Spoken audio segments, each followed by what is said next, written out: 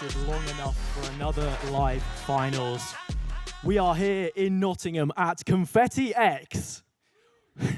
Welcome everybody to the Amazon University Esports UK and Ireland finals. I am your host for this weekend, Hazza. I'll be taking you through all of the games. First up today, we have Rocket League.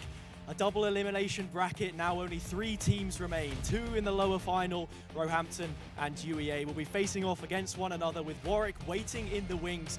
Another best of 7. If they can draw blood there, it takes them to the grand finals where we will be championing our winter champion.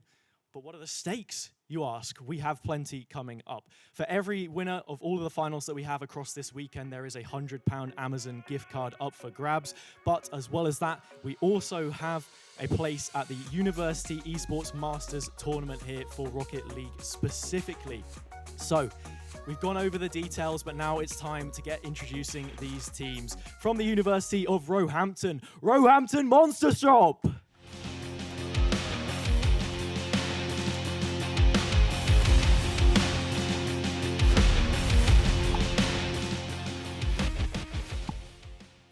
And in the blue corner, from the University of East Anglia, UEA Blue Jays.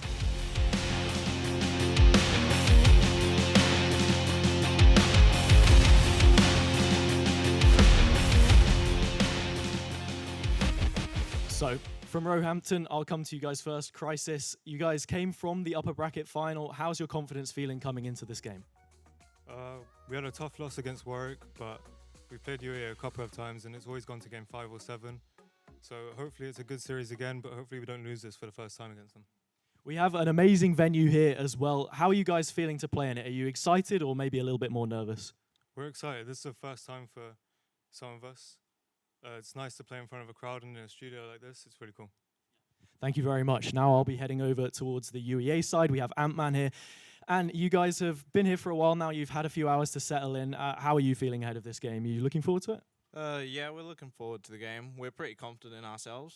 We think we have what it takes to go all the way, so yeah. You guys also had a chance to use the scrim rooms. How's that pre-match preparation feeling? You guys locked in and ready to go? Yeah, it was good. Yeah, we've locked in. We've got our training out of the way and we're ready. All right. Well, that's all we need to hear from the players. If you guys just shake hands and then we will send them back to the booths.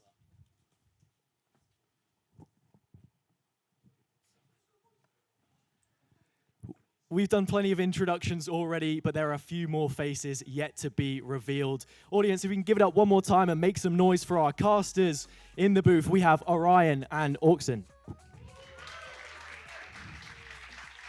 Thank you very much, Hazza. Yes, we are at the Newell Winter Finals. Covering Rocket League, we've just introed the 2 teams, Roehampton and UEA Blue Jays. My name is Orion, and I am joined tonight by Auxie. Indeed, it's going to be some great games. We're here at the Confetti X Arena. It's a great place to be. I've, talked to some of the teams beforehand. They feel confident. They may, maybe a bit quiet at the start there, but of course, just composing themselves. Want to be ready because these are going to be some thrilling matchups. Yep, full focus on these teams. First thing I want to do, though, is recap. How did we get to this point? And I think we're going to take a quick look at the bracket in order to do that. So, starting off with the upper bracket. Roehampton 4-0 Manchester in round 1. Loughborough did the same to Lincoln 4-0. Warwick 4-3 against Setu, and the other result UEA 4-0 to Lancaster. Then in round 2, Roehampton 4-1 against Loughborough. Warwick with a sweep over UEA. And finally, the upper bracket final, Warwick 4-3 Roehampton to make it to the grand final and knock Roehampton down into that lower bracket. And looking at that lower bracket, you had Lincoln beat Manchester pretty comfortably, and then on the other half of it, Setu with a bit of a closer game against Lancaster. Lancaster then falling as well to Loughborough, and Lincoln the same with UEA. And UEA and Loughborough, well, Loughborough actually had a substitute on that day when they beat Lancaster and then took UEA 2-7. It was a tough matchup for both of them, but UEA ultimately prevailing in that one, finally leading us to here. We've got UEA Blue Jays and Roehampton Monster Shop. They're 2 titans, and, well, Orion, do you want to tell us what you think about this matchup? Yeah, we will look at both of these teams now, and I'm going to start with Roehampton Monster Shop. The roster is JSW, Crisis, Yotam. Coach is Cynical. All 3 players amazing in their own right, but I am told the target man to look out for is Yotam. They finished as first seed after the Swiss. They were completely unbeaten, and they also finished first seed in other UK competition as well, also unbeaten after the regular season, and they are currently in the lower bracket final of that tournament as well.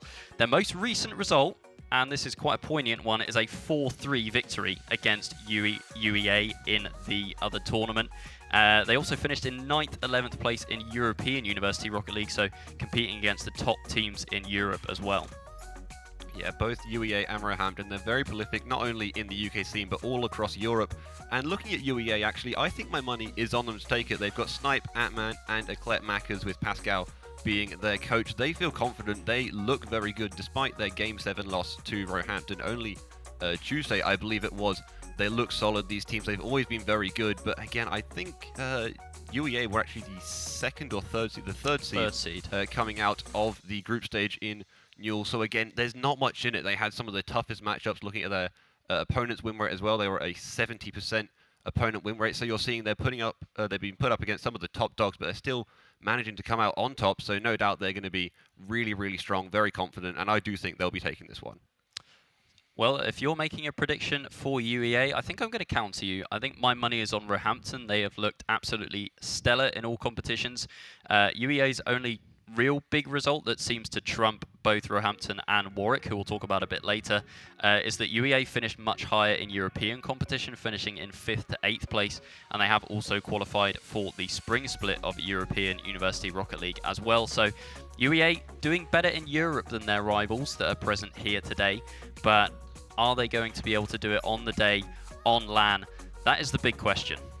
Of course, it all comes down to just on the day. And also in that interview at the start with Hazza, it was one of the Roehampton players that mentioned that they've always gone the distance to that Champions Field, you know, the Game 5, the Game 7. So expect some tough matchups between these teams. And then, of course, they know even if they can win this, they then have to face Warwick and get the bracket reset if they do want to take this one all the way. So, you know, focusing on it just now and bit by bit, step by step, they can work towards finally lifting that trophy. I guess we can also talk about Warwick as well, who are waiting in the grand finals. And I mean, these three teams, it kind of feels like rock, paper, scissors to me, but in a way, all of them are capable of beating all of them, kind of thing. And they've had many face-offs throughout the season where UEA have beaten Warwick, and then Warwick have beaten Roehampton, and Roehampton have beaten UEA. So we really do have three of the top teams here, and it's going to be a real nail-biter to see who is able to come out on top. First of all, though, lower bracket final. Loser gets eliminated. Winner advances to face Warwick, and we are now into Game 1. Of course, this first goal could be so incredibly crucial. All about just getting that slight lead, that slight advantage all over your opponents. And, well, it's going to be Roehampton Monster Shop taking the first offensive into their opponent's half. Pushed out pretty easily, though, by Eclet Mackers. And, again, just put in the mixer some sort of area of danger. Crisis moves it forward, and Yotam, like you said, Orion, the danger player, the one you really want to look out for, is prolific and knows how to strike, wants to go for this. Round 1, round 2, maybe. No, JSW goes for the attack, but can't quite force it round. And again, just in this orange half for the first half a minute, nearly a minute of this game, it's been all Roehampton offense.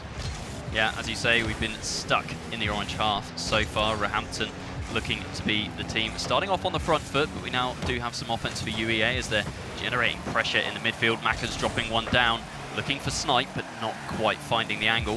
GSW over to the left-hand side, but Ant-Man picking it up in the midfield. We're starting to see a bit of a war of attrition in the midfield. Finally, some space given, but Snipe picks it up on the left-hand side. Pass to the centre. GSW gets called off it by Yotam, but it is only as far as Macca's. Snipe now with a shooting opportunity. First goal of the game going to UEA Blue Jays. Snipe tucks it home. Snipe by name, Snipe by nature. A bit of a marksman there, just tucks it under the crossbar. Crisis jumps, and JSW not quite in their position on the sideball. Instead, UEA, they'll take this lead, and although it's only a 1-goal advantage, maybe just get in their opponent's head. They were on the defense for the first portion of that game, and just to break out and then counterattack pretty convincing like that. Maybe Crisis going underneath. Oh, he does. That's a bit of a fake. I don't know if that was intentional or not, or just the defender maybe misreading the play entirely. Yeah, kickoff goal there. Crisis with 0 boost goes underneath. Macca's thought he had to jump high for it, but ultimately the shot found its way in, and no sooner had UEA found the lead in this game, they are straight back on to an equaliser, back to a stalemate. As we see another kickoff, this time a goal not being produced unless Macca's can find this backboard shot. But now some offense for UEA, see how long they can sustain the pressure in the corner. Yotam not really able to get the ball clear, and he has 18 boost and requires Crisis to come in, but not much boost right now for Roehampton. They're going to have to defend a shot, and they do so successfully, but it seems like they're getting a little bit starved for boost on that back line. You know how strong these teams are. They can keep up the pressure again. As soon as this is put into one half of the field, it's going to stay there for a long time. So as long as you can keep that pressure up, work on those boost steals, you're going to be able to replicate just shot after shot. And as soon as there's a slight opening, there's a demo there, but it's going to be for UEA. Maybe they can just force something out. It's as long as they can just make sure the opponent's on the back foot, get in their head, make sure they know that one mistake will lead to a goal. And well, JSW, once the bump there, does actually send Ant-Man flying, and maybe there's another chance for a counter-attack. That seems to be all this game is about.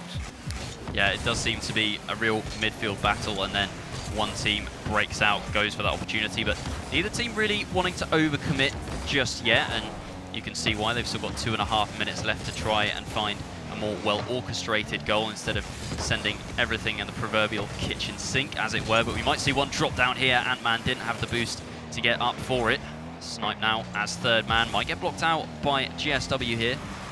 Ant-Man again into the air, might be over Crisis. Look at the redirect from Snipe, and it's found its way in. Somehow Snipe again, that's gonna be one of the best goals you'll see all day, and we're only a couple minutes in. It's pitched up by Ant-Man, and oh my goodness, to find that angle, to find that so early on, maybe not even warmed up. You know, I was thinking they'll just ease their way into this series, but no, they want to strike early and they want to take the lead once more. The softest of touches from Snipe puts UEA in front here. We'll see if they can continue to build momentum, see if they can extend the lead, or if Roehampton are going to put them back to square one again. Although Snipe, he has an open net to shoot at, and it's going to be 3-1. And the question I want to ask you, Orksy, where on earth were the Roehampton defense during this play? I think they're realizing that pushing up a bit too far isn't quite working. Roehampton, they got their kickoff goal, and I mean, I'm sure they'll be more than happy with it, but UEA, they've scored because it's just been a bit of an overcommit, a bit of positioning errors, and then two of those goals, of course, the first one from Snipe and the one we just saw there, was, yeah, if you push it up too far, there'll be that opening in the backfield, and it can be exploited, as it was, of course, that second goal, purely a wonder shot by Snipe, and fair enough, I'm sure we'll see a load more of those. These are some high-level Rocket League players, and they want to prove it now. Yeah, Roehampton so far have looked a little bit quiet on offense. They started out on the front foot, definitely, but since then have taken their foot off the gas pedal a little bit and allowed UEA's offense to flourish. As we see a lovely shot from Ant-Man. The redirects are absolutely crazy right now from UEA. The Blue Jays strike once more. They brought the lead to 3, and they're doing it in style. Redirects galore, and Roehampton, even when they are back, which seems to be pretty rare right now, they can't stop them. This is a bloodbath in game one, not something that we were really expecting. I was expecting to see quite a closely fought affair. I mean, we talked about in the build-up to this game that all the previous series had gone to the final game, and I think even the last one went to an overtime in game 7, so just shows how close these two teams are. But it is a surprise, you have to say, that UEA have come out so strong here, given that Roehampton probably on paper were the stronger side in this matchup. Yeah, Roehampton, they're more renowned, they've got a bit more experience in, you know, just taking titles in other competitions, and well, if the game 2 went in favor of Roehampton in like an 8-0, I wouldn't be surprised. We know what UEA can do, but Roehampton, they're just as good, and we didn't explicitly say it, but this is a best of 7, as will the rest of the series today be too, so you've got to factor in, of course, it's more of an endurance race, and maybe if, you know, this goes to a best of 7, there's a bracket reset, and then that third series for the team coming from the lower bracket could be really difficult. Oh, and that will be Crisis from downfield, working back the deficit shortened now. It's only at 2. There's still a chance, of course, and maybe another kickoff goal could lead to some good things for Roehampton.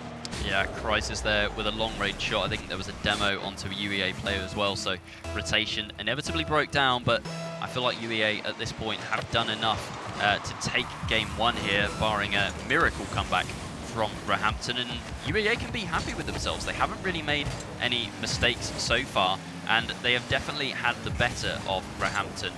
They've looked the faster team, they've looked more proactive in generating opportunities, and they've gotten those all-important goals that should be carrying them to victory in game 1 here, as we have a 10-second timer, which is not enough time for Roehampton to score 2. So it's going to be GG, go next, game 2. See what that holds. And one player as well, we saw, of course, Snipe and Ant-Man, they managed to combine on offense for some pretty good goals in terms of UEA, but Yotam wasn't actually that prolific in that game. You know, we mentioned beforehand he's known for being not necessarily the carry, but definitely a really strong part of their offense and defense, and the inability to potentially just activate him, you know, potentially led to that game just being the loss. There were definitely issues, and I'm sure if they can work into him being a bigger part of their game, then they could be much more successful going into the rest of the series. Yep, we talk about Yotam, but he was a little bit quiet in that game. The opening goals were, I would more say, teams feeling each other out rather than, you know, actual properly generating opportunities, although Snipe really changed that with this goal. Beautiful redirect. Ant-Man as well got a redirect for himself. So I think Roehampton need to tighten up a little bit more, try and match the speed that UEA have been playing at especially, and then I think they could start to warm up into this series.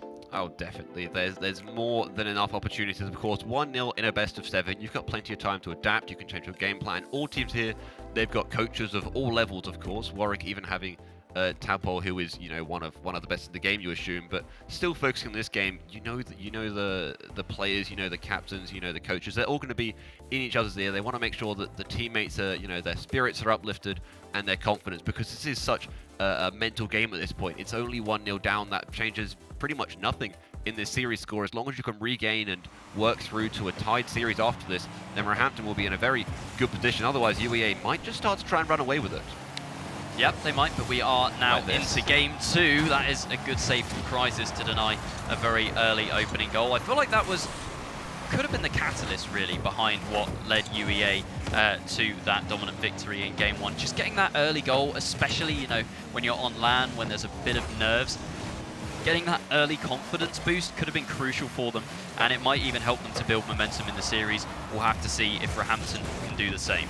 Of course, momentum and just being able to feel your way into a LAN event, it's not necessarily that different. You've still got your controller or you've got your keyboard and mouse, but you're playing in an environment that you're not used to. You know, you're not at home or you're not in your accommodation. You can't necessarily look up and feel the same environment. That could just throw some players off, and as soon as they can, you know, adapt and really settle in to their surroundings, then they'll be able to play at the same level they do, which is one of an extremely high caliber. As Ant-Man and UEA, they want to try and start an offense here. They've yet to score in the first minute. Neither has Roehampton, but again, if UEA Blue Jays can strike first, they'll be in a good position, both of course in the game and mentally. This push downfield, Yotam has to race back for this. Not much boost, only just able to reach it. And again, we're going to see a collect Mackers try and combine with some teammates and just force this once more into the blue half of the pitch. See Snipe with the 50-50 and a huge pinch downfield from Crisis. Ant-Man on the backboard doesn't make the touch, but no one is there for the follow-up from Roehampton. Nice pre-jump though from JSW. And Yotam with a follow-up. Yotam landing on it. Could have actually pinched into the net there if Mackers had got unfortunate. Speaking of Mackers, here he is in the corner with no boost. Just has to pop it up high and try and buy his teammates some time. Ant-Man through one with the touch as well. Snipe now might try and pass this over, but he's left himself in a very awkward position. Mackers taking over, bumps on the back line, but JSW still going to get there. And this one I feel is more what I was expecting to see from Roehampton versus UEA. Just an all-out war, basically, in the midfield, and no team really able to make anything stick just because of how good the defense is on both sides. I think you hit the nail on the head there. Roehampton, they're playing with purpose, it seems. They know what they have to do, and they're playing a lot more aggressive. You know, they'll charge at balls, they'll go for pre-jumps like we saw, maybe the occasional attempt at a redirect we saw in the first sort of 30 seconds or a minute.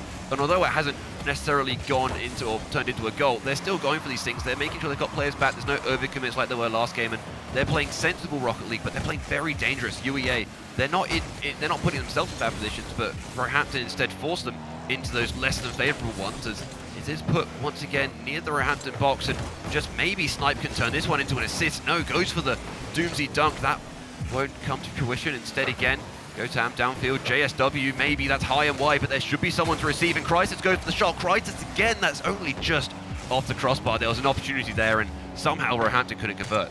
Yeah, an opportunity, probably the best one of the game for Crisis. Had pretty much a wide open net to shoot at, but just too high on the shot. Crisis looking for an air dribble bump on Mackers. JSW almost caught out there, and Mackers gonna rush into the corner, grab the boost, and continue the offense. All three players there for UEA were bunched up. They have managed to collect the ball in the midfield. A miss there is going to allow them to challenge in the midfield once again. 50-50. Can Mackers find the redirect? Not quite. Ant-Man with the shot, though. It's top shelf, and it's top draw from Ant-Man. UEA go in front after 3.5 minutes of gameplay. Yeah, that miss from Roehampton in the midfield, it didn't necessarily give UEA the advantage, but it did just allow the game to reset, and then ultimately that 50 that was just slightly in the air went in UEA's favour. They could force it forward, and then, yeah, that shot from Ant-Man, that was absolutely phenomenal.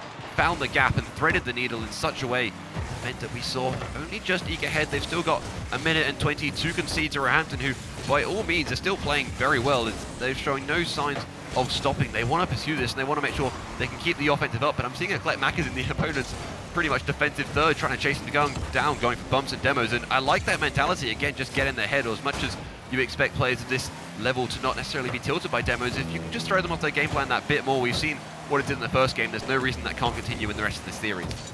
Well, with 1 minute left, Roehampton are now chasing a goal, but I think we are yet to see the best of them offensively thus far.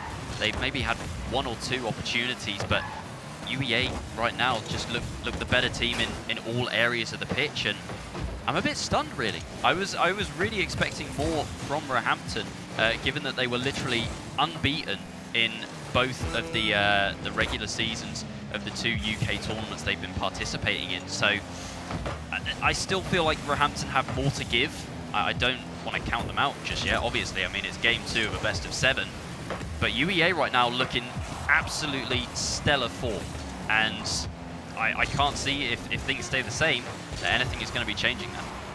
And this game only nearly drawing to a close. There's still a chance for a 0-second goal. No, Collect Macker's going to miss. Actually, Snipe has to take control of this, and that will not hit the ground, but Snipe clear downfield, just needs to mitigate the chance of some sort of counter-attack off the side. JSW gets 1 touch up. Yotam can follow as well. Crisis might be there. Has no boost. Has to go for a touch. That's going to not hit the floor. Only just has kept up, and finally UEA. It gets put down. Maybe not of their own intent, but it goes down, and no doubt they'll take this 2-0 lead in the series with some pride. You know, that they worked hard for that. Roehampton not necessarily hitting their stride in the first game. That second, though, they were playing exactly like you expect them to, and just unable, only just, to get that second one. And, well, it's difficult for them to work their way back into this. They know that if they lose this next game, they're put in almost an insurmountable position, but it's Roehampton. You can't count them out at any point, let's be real. No, I think even if UEA win the next game, I'm still not counting Roehampton out. They obviously were dominant in regular season for a reason, finished #1 in Swiss, completely unbeaten across 12 series. That is an astonishing run. It might even be a record-beating run in Newell competition. But they are finding themselves 2-0 down now in the lower bracket. They are 2 games away, two games away from being eliminated. Like you say, it was 12-0 in group stages, then they got to the upper final as well without, I think that they conceded a few games here and there. I think they lost 1 game total in that run. And then, yeah, that game 7 loss to Warwick somehow. And normally that team that goes from the upper bracket final drops to the lower bracket final, they're then taken out by that team steaming in to the grand final, but that's because it's played on the same day or within a very short period of time. No, there's been some cooling off time, actually, a week and a half roughly between that last one, so it's difficult to imagine that these teams are, you know, that they're still feeling the effects of that. As this game 3 kicked off, nearly actually an offensive chance for UEA to be converted, but not quite. Well, we know what's on the line. I'm sure Roehampton do too. They don't want to get in their own heads about it, but that miss by Crisis may be going to lead to a goal. Not quite. Yep, UEA once again starting off on the front foot, but a flick over the top from Yotam.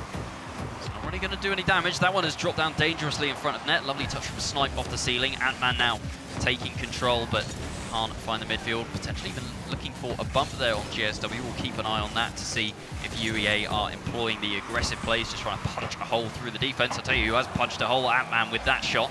But Yotam has dealt with the danger. Ant-Man, half rotation, trying to get the pass back into the midfield. It's been stuck in this corner, in the Roehampton corner, since the game began.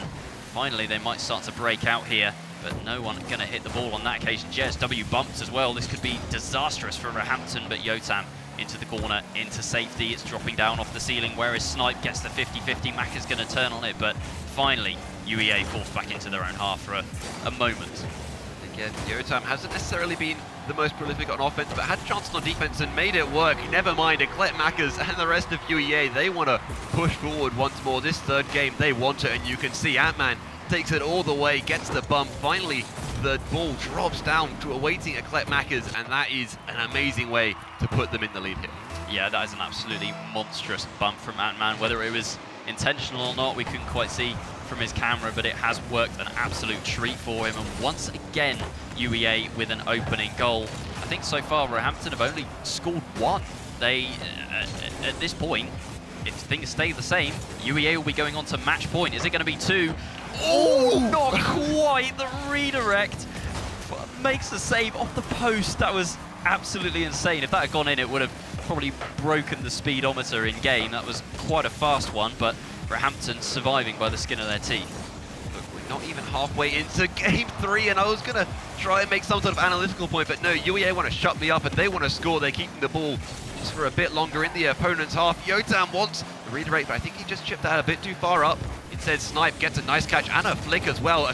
Mack is going to try and combine a bit of a miscommunication. Instead, this ball stays into the opponent's third, and the pressure can be kept up by UEA. They've got boost, they've got momentum, and surely they've got the mental side of it as well. Yotam gets the clear, wants to just work this out, maybe alleviate some pressure, but it's so difficult. Mackers now gets one touch, that's over. JSW, maybe the second, no, Crisis only just reaching and gets a corner of his car to that ball. Oh, Mackers has a flip reset. Can he get back to this? Crisis reads it beautifully, but is that one going to trickle all the way in?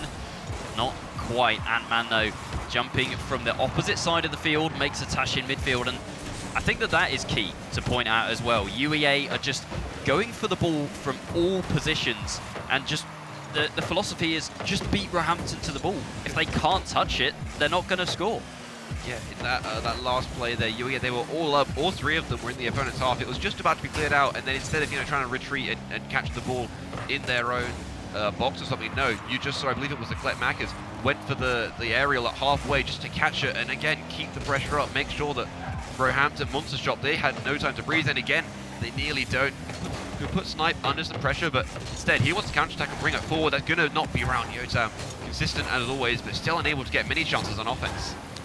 UEA continuing to perform, and we don't have it, but I would love to see a stat of like how often or for how long the ball has been in the Roehampton half, because it feels like Roehampton maybe just get like a touch like this from GSW, and then it's immediately UEA back in control. This time maybe a bit more sustained pressure for Roehampton, as we see Crisis go up, might have a flip reset as well, trying to get the read off the backboard. Bit dangerous in front of net, and finally Roehampton are able to get an equaliser. The first time they've actually been able to generate pressure consistently, and they have been rewarded with an equalising goal.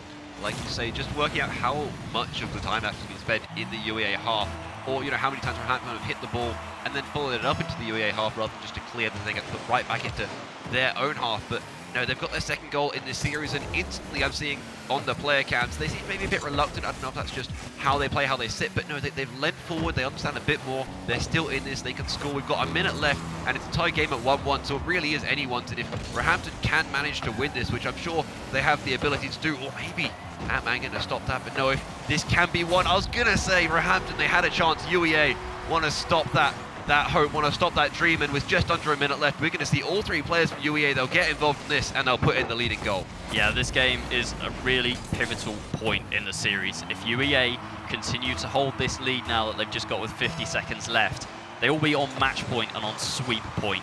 Now, reverse sweeps in a best of 7, as you can imagine, only happen once in a blue moon. If anyone could do it, I have to say it would be Roehampton, but they are so rare and they are so difficult to pull off as well. 4 games in a row after losing 3, it's almost unheard of. Yeah, I mean, a regular sweep is hard enough, and then when you know the team you're facing across the pitch from you can beat you, and they've done it time and time again. They're in their head, they're in your head. I'm sure you're in your own head as well. It's as much a mental game as a Rocket League skill as well. Yotam, maybe pushing this forward, wants that second, wants that tying goal, but with only 10 seconds left, it's going to be a tough ask. Snipe can get it clear, and that should knock a few seconds off the clock again. Yotam downfield, as long as one UEA player can get a touch of this, it should be easy enough. The clock hits 0, the ball is still up, Snipe gets it down. Snipe and UEA, well, they're going to be at a 3-0 lead in this series, and it's all but over in a fashion that we did not expect. I don't want to call it over yet. This is Roehampton we are talking about, unbeaten in Swiss. Roehampton, 12 out of 12. Like, I don't think it's ever been done before. I don't know. I don't think so. And now UEA are 3-0 up.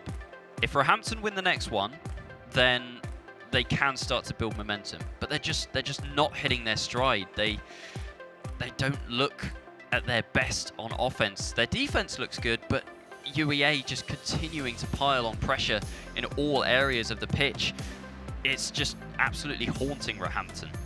It's ridiculous to think that a team this good, touted, you know, the favourites to win this tournament, arguably one of, if not the best in all of the UK, as we've seen from previous competitions that they've played in and won, and quite frankly destroyed their opponents in. But they just can't get anything going. Like you say, they've got good defense. They're holding the line for the most part, and then you get those breakthroughs, you get those great, whether it's a solo play from one particular player on UEA that can take it all the way, or it's the team combining to create some wonder plays, some wonder goals. But yeah, Roehampton, they can't get anything going, and it's to the point where if they won the next game, I wouldn't put it past them for them to then start at least a potential of a reverse sweep, because they're that good. But UEA, they seem to have Roehampton's number, and I don't know what they can do to change that. I think Roehampton just need to... I think the main thing is confidence. And I think that's especially prevalent on LAN as well. You know, it's in person. You're on a stage. You're in front of people. You're nervous, understandably. I don't think there's a sane person in this world that wouldn't be feeling slightly nervous sitting where those players are sitting right now. It's just UEA just seem to have that bit more confidence. Winning game 1, winning game 2 has really instilled the belief in them that they can go forwards in the series, as we do now get into game 4, and it is last chance salute for Roehampton.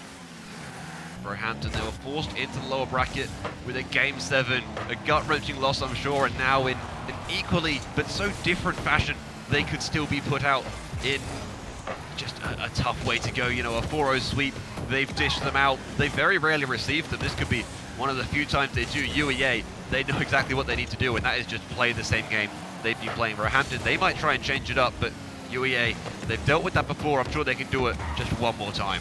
I feel like the first goal in this game is really going to be decisive. If UEA can continue their run of form here and carry the lead forward into this game, they could end up with a sweep.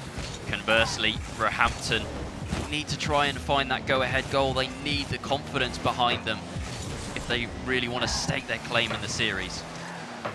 It's going to be tough, we know that, but this ball is only just in the UEA half for a period of time. Snipe wants to try and dribble it out. That's not going to be allowed to happen. Eclet Mackers and Snipe, they're going to combine actually against Snipe. You see him getting these redirects, and they're very consistent as well. JSW, that's only just high, and Ant-Man can still get a touch to it. JSW, again, a slight miss. Yotam takes this over one, maybe a second, wants the pass, but no, takes out the defender at the very least. That's an open net. If someone can get back to it, no, that'll be Crisis. Puts it through, and that's a great angle and a great way for Roehampton to regain some confidence. Yeah, big opener for Roehampton, and I believe that was Yotam there. Actually got quite fortunate when he took the shot, got the bump as well, and left the net wide open. So I believe for the first time in the series now, Roehampton have a lead in a game. Indeed they do. They've had a couple of ties here and there, but it's been difficult and, well, impossible realistically to put anything else through. Crisis maybe with the second. No, there's two players in net, only one of them goes. They've got the comms, they've got the confidence, they've got the synergy, and well, they want to work this into a counter-attack potentially. Yotam again has to take this once more. You're looking for him to be the star player, but if he's just shut down at every turn by UEA, then he cannot thrive. JSW, ball taken away from him. Ant-Man is put downfield into this blue corner. There's a chance if this could just be a nice touch out, which it is. Ant-Man again over the first, but Yotam, as always, consistent, getting this out. Just wants to make sure his teammate has the opportunity to force it forward. Now JSW wants to push, but instead possession stripped. This is at the midfield line, and actually this midfield battle seems to be a pretty prevalent factor in this fourth game here. Yeah, Roehampton managing to keep UEA at bay a bit more. UEA have had free reign of the midfield and have just been able to waltz into the Roehampton final third whenever they please. Mackers almost had a shot there, but it was just taken away. So Roehampton doing a much better job, although that is a gorgeous pass. The clear enough to keep UEA at bay once again. Roehampton making a bit of a meal of it in the midfield, and the pinch is going to favour UEA. Ant-Man with a touch into the corner. Yotam onto the backboard with the clear over towards Crisis.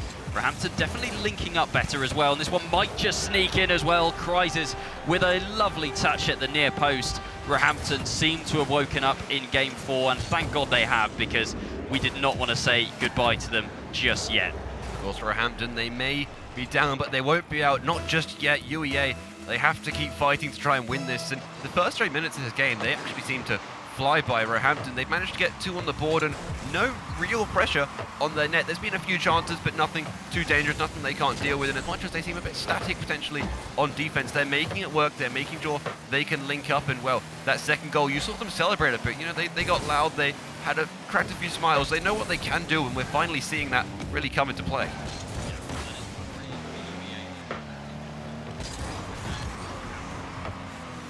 Roehampton's starting to wake up here, for sure. They're looking more in control. They definitely don't look second best anymore in this game, and that's a good sign for them. I mean, Nice. UEA still have a chance. That's going to shut me up. UEA still have a chance as Ant-Man over to the far post. That was really threading the needle with that shot. 2 players in net and somehow manages to find the far post. It's sniped to Ant-Man to a goal. We've seen it before. I'm sure we'll see it a couple more times in this series or today. Well, UEA, they've managed to half the deficit. They put themselves only down by 1, but they've got just over a minute to again tie it up. Maybe take the win in regulation, but overtime, at the very least, that's what they're looking for. And now, Eclet Mackers with a bit of a miss. Yotam gets the fake. Maybe the shot over Snipe. Snipe gets the save. It can't be put in. Yes, it will. Crisis. Finally, he's diving. Yotam does the hard work, and I'm sure he'll want to take the credit, at least with the assist. And again, we're going to see Roehampton. They can extend their lead to 3-1. Well, that was pure ice in the veins there from Yotam. Fakes out 1 and is able to just leave the ball hanging in front of net. So we have a 2-goal lead restored, which Roehampton should be able to breathe a little bit easier now as we go into the final minute of game 4. I feel like they could have done enough at this point. They might even try to do a little bit more here as Crisis tries to carry the ball forwards in the air. Yotam going to be beaten to this, knows that he has to back off. Macca's looking for the soft touch towards Snipe with the redirect, but it's blocked by GSW. UEA still on offense, forced to back off a little bit. Ant-Man takes control, goes into the air. It's over the top of 1. And almost Snipe pinched that in front of net. Macca's off the backboard, but attack finally breaks down for UEA. And again, even thinking, you know, I'm trying to work out what are UEA doing wrong. They're really not doing much. Roehampton are just playing how Roehampton play, and that is not allowing the opponents to really hit their stride. They don't allow you to make mistakes. They instead force you into them. It's not about unforced errors. You're just put in scenarios where you cannot win. Roehampton are going to be there. And after game 4, we're going to see Roehampton. They'll get 1 game back, and we're really seeing them start to shine. We're seeing stuff you can compliment them on. And UEA, it's not like they're playing badly. They just came out second best in that one. Yeah, I really feel like the philosophy hasn't changed for UEA. They looked exactly the same as they did in games 1, 2, and 3, which they won confidently. But this time, Roehampton just seemed to, you know, shift into top gear and go, you know what, this is a competition. We are here to compete. We are not here to lose. And they absolutely showed that in that game. 2 great goals, well-orchestrated plays. UEA, try as they might to find a way back, ultimately fell a little bit short of the mark. But UEA, what do they do now? You know, they were already at 100%, you have to say, winning those 3 games back-to-back. And now Roehampton have opened the door, got a game in. UEA need to finish this series now if they're going to win it. They have to, you know, not allow Roehampton the belief that they can come back in the series. For sure. If it gets to 3-2, then it's so close to that game 7. And then again, it's such a mentality thing. You said that if Roehampton could even just get 1, then you have confidence that they could still do some damage, potentially even taking the series. Like you said, you know, a best of 7 reverse sweep, almost unheard of. But if there's any team in all of the UK University Rocket League scene that I will put money on to do it, it's got to be Roehampton. You know, even if they concede those first 3 games, you know they have that caliber of play. You know they have, you know, genuinely the ice, and I'm sure once more they'll be able to clutch us up. We go into game 5 here. UEA, they're up 3-1. They only need 1 more game, 1 more 5-minute streak of good play, and they can send Roehampton packing and send themselves instead to the grand final. Well, I said in the previous game that it was likely that the first goal would be important. That one's going to be forced in, and I think it's going to be equally important in this game as well. Roehampton now look confident. They look comfortable. They did not in the first couple, but here they are. They have shown up, and they have got a goal within the first 15 seconds. UEA are going to have to dig really deep now because Roehampton are starting to look at their absolute best. Of course, the first goal always has massive ramifications, and yet again, Roehampton, they're going to force those ramifications, those what-ifs onto UEA. As much as UEA have been doing it for the first portion of the series, it's going to be Yotam. He wants to go all the way. He can't quite, and maybe Eclet Mack has got a touch that, just sending it that bit further downfield. It's going to be well into the blue side of the field, but once more, a nice counter-attack. Crisis taking it all the way out. Snipe now to Yotam, a bit of a cross-team play. JSW gets a touch into the side, just wants to keep the pressure up, wants to make sure the opponents don't have space to breathe. Ant-Man gets one, but Yotam, of course, gonna be that star player, and he wants to be, and he is. Maybe Snipe gets the chance. No. Once more, maybe the UEA player just a bit too far forward. There's an opportunity for a counter-attack. JSW goes for the shot, but Ant-Man gets the save.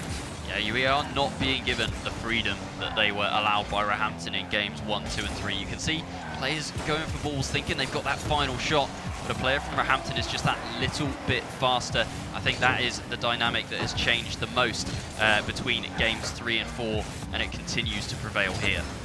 And I feel like Roehampton, they're playing this like it's a 0-0 game. They're still going, you know, they're playing like they want that first goal. They want to just strike early and really sink that dagger into the opponents. There's opportunities, of course, not able to convert many of them, but UEA, not only they're unable to convert, but they're really not getting many opportunities. Snipe had the chance, and that angle wasn't good enough. It's not even going to register as a shot. Crisis with this has boost and the ball, maybe able to force it past 1, 2, and maybe Snipe again. If you could just get a better touch, there's a chance to alleviate some sort of pressure. JSW staying with it. Ant-Man with a bit of a weak clear. Eclecmac has to jump up for this. They're both going to use a lot of boost.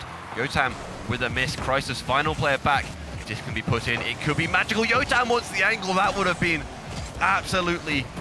Oh my god, imagine. Just imagine if you can put that through, get the 2-0 lead. There's chances to extend it just to get in UEA's head again. And Snipe wants to do it. Snipe, he's all the way up. The ball goes all the way down, and this is the tied game. Oh, this guy's been grinding the redirect training packs. Got one in game 1, and now look at this touch. Perfectly between the two defenders. Couldn't get there in time. Snipe puts us back on level pegging, and we're not even halfway through this game yet. Still so much time to play. Roehampton looking exceptional, but UEA looking in absolutely brilliant form as well. This could go all the way, but we'll have to see. I feel like Warwick as well. They might be watching this game, this series, knowing that if you're going to get either of these teams, you've got truly a titan to take down. Even though Warwick, they've beaten both of these teams, even in this tournament. Of course, they're playing so well here. That shot's only just high and wide. Maybe a follow-up from Crisis, who wants that. Everyone in there, it's easy enough for UEA, but Yotam keeps it on, wants to keep this pressure up. JSW as well, that's center, but Ant-Man downfield. Maybe Snipe gets this. Snipe not able to reach just that far. He's been so good with the angle, so good with the scoring, but this game still tied, still no one's right now. I think if UEA go in front here, we could be looking at curtains for Roehampton. Next goal could, I would say next goal is going to be pivotal in the series. If Roehampton scores, we could go all the way to game 7, and with Roehampton winning 3 games back-to-back, it could be theirs. Equally, UEA, a goal here could mean victory for them. That could be their advancement to the grand finals, but they are reluctant, I would say, to commit as much as they did in games 1, 2, and 3. Overcommits have been costing them so far. The shot, bottom left, off the post. Snipe gets it to safety in the corner, but the attack is far from over yet. Although a 50-50 gonna force Roehampton back to the drawing board. You would have hoped that Roehampton could put that through, and only just unable to convert. Instead, UEA, they keep it out. They keep this game tied now. They want to put the pressure up. Snipe's going to turn around, boom this off the sideball. Has an option for a teammate. No, but 2 of the opponents go up now. Ant-Man wants to be first there, but JSW will be. That's a good demo on JSW. Temporarily a 2v3, which means the offense from Roehampton won't be that dangerous. Crisis up. He wants the angle. He wants to put that into the corner. There were so many defenders back, and of course, one of them's going to get it. Yotam again, just up. Wants to wait for the opponents to make the mistake, then push. That's really what you want to look for with UEA. Like you said, they don't want to commit too much. They don't want to push forward without too much assurance in the backfield. And now again, this is over 1. Eclecmac needs a good touch, otherwise he'll be stranded, and he can push it forward about the 30-second mark. And like you said, this next goal, whenever it comes, could be a disaster for either team. Well, if it doesn't, we will go to our first overtime of the series, and that is going to be the biggest confidence booster, I feel, unless we don't go to that overtime, of course. But if we reach overtime, whoever wins that is just going to be feeling electric going into the next games. If it's Roehampton, they will have the belief in them that they can take it all the way. If it's UEA, then it's game over. These final few seconds could be incredible. The clock hits 0. The ball just needs to hit the floor. Crisis keeps it up. Yotam and JSW, they both go. Maybe a long clearance could work, but no, it's going to go down only just. And somehow this overtime, well, it's upon us. And these teams, they know what this means. It's either the end of the road for Roehampton or UEA. Well, they're faced with potentially having to deal with a reverse sweep, and Roehampton looking for that reverse sweep as well. It's one of the teams that you really don't want to have to deal with at all, but when they've got momentum, when they've got pressure and they know how good they're playing exactly like they want, you don't want to deal with any of it. UEA 1 goal away from the grand finals. It's put onto the backboard. Yotam does not get the clear. Mackers with the shot, blocked by Krysis. Snipe trying to continue with the attack. Krysis has absolutely no boost, and the pinch from Ant-Man is deep into enemy territory. Snipe onto the backboard. Mackers just holding that midfield line, waiting, and that is why, because the clearance can come through and really threaten the defense. JSW gets demoed, leaves Mackers with a little bit more time. He pops the ball up here, might go for a flip reset. He has got it underneath one, but straight into the path of Krysis. Yeah, Colette Mackers, he's a great ones player. He knows it all, but he can't quite get the 1v1 there. Instead, relies on the rest of his teammates. Only a minute into overtime, but it feels like it's been at least 8. The pressure and the oh my goodness, Colette. Sorry, I'll cut off there. I thought Colette Mackers going to turn around and put this series to bed, but no, Snipe instead wants to do that, wants the teammate. And once more, Yotam has this ball, going to be met at the halfway mark by Ant-Man. JSW, he's trying to vie for possession instead. It falls down, and he does have this, maybe Roehampton. They want the attack, but no, UEA going to strip the ball away from them. And once more, it's a bit of ping pong here. No one really able to get a clasp on possession. Yeah, if we look at this overtime exclusively, UEA have been the better team. They're looking like their game 1 and 2 and 3 selves here. The confidence has slightly gone out of Roehampton, and I'm a little bit nervous for them because of that. Roehampton need to start generating opportunities. They need to try and get that confidence back, stop playing so nervous. Although touch comes through, not quite a double touch. Krysis in front of net, JSW to the corner, but a bit of miscommunication. Roehampton surviving, Krysis with a flip reset, but it's not really going to do anything to trouble the defense of UEA. Yotam now with the shot, blocked by Ant-Man. GSW keeping it alive in the corner, getting bumped out of the way though, and Mackers with a small clear. Does land on the ball, but it's still in that corner. 50-50's coming through. Here is Snipe coming forwards. Mackers has no boost to try and look for the bump, but does steal that 100 away. It's touched into the midfield. JSW waiting for it though. We've hit 2 minutes of overtime. Are we going to get a goal soon, or is this going to be an absolute slugfest all the way? This could just be, you know, some sort of record set. It seems to be such a physical game. I don't know if that was a game plan set or just something that's happened naturally. These teams, you know, wanting to shunt the opponents out the way, just make sure they have space on the ball. That will be Yotam with space, if anything. He's the player you want to put it to bed. He takes it all the way, but he can't put it through. That would have been magical, but no, we're over half a game of regulation play. JSW trying to keep up this pressure. He's been one of the best as well. Now, Ant-Man has the opportunity. The 50 won't be there. Yotam takes this ball and just wants to work it out, wants to relieve pressure, wants to give his teammates maybe a chance. There's not many back for UEA, but no, that one won't be put through either. 3 minutes, and you can only imagine the nerves at this point. Hands trembling, palms sweaty as we tick down the clock even further. 1 goal, reminder, 1 goal from UEA, and that is it. Series over, but 1 goal from Roehampton, and we keep going. Somehow, again, Roehampton, they were on the verge of defeat, but they've pushed through, and Krysis, indeed, he's going to be the player to put this game to bed. And now, it's only a 3-2, that's 1 game in it, but the game momentum is with Roehampton. They've managed to clutch up there. That was so good to watch, that overtime back and forth, that ebbed and flowed, the offense and defense for both. And yeah, somehow we're going to see Roehampton come away with that. It seemed so sure on multiple occasions that there'd be other goals, but no, it seemed to go that distance into the overtime, into the great overtime as well. And once more, we're faced with a position where Roehampton could go out next game, but they just won't die. I was scared for Roehampton there. UEA started to look on form. They had some great opportunities in the first half of that overtime, but Roehampton really looked stunning in the second half. And ultimately, that goal now, I think, is going to be the turning point of the series. I think we go to Game 7, is my prediction, and Roehampton, with the wind in their sails, might be able to claim victory. They looked quiet. They looked half asleep in games 1 and 2 and 3, and I called them out for it because this is what we expect from them. We expect this high tier of Rocket League, and Krysis there with that shot, absolute belter, beats the defense out, and we go into a Game 6 now. Roehampton still trying to tie up the series, and UEA still 1 game away. Yeah, and Roehampton, they look to have that confidence now. They know what they can do, and they're doing it. We're seeing that, you know, they've got a game plan. They couldn't quite get there in the first few games. They've reached it now. This is all on UEA. Can they strike back? Can they mitigate these plays? We mentioned, a couple times, Yotam is meant to be that player to watch. That's not the case. We're not seeing that. It's been more than anything. It's been Crisis, it seems, and JSW being a support players making those differences and being able to make sure that Roehampton, they stay in this series and they stay in this tournament for just that little while longer. Well, we cannot forget that UEA are still on match point, but Roehampton now, I have to say, look the better team. In the past 2 games, Roehampton have really stepped it up, showed us what they're made of, showed us why they went unbeaten, and they're not going to concede a silly goal like that as I'm saying that, because that would never happen.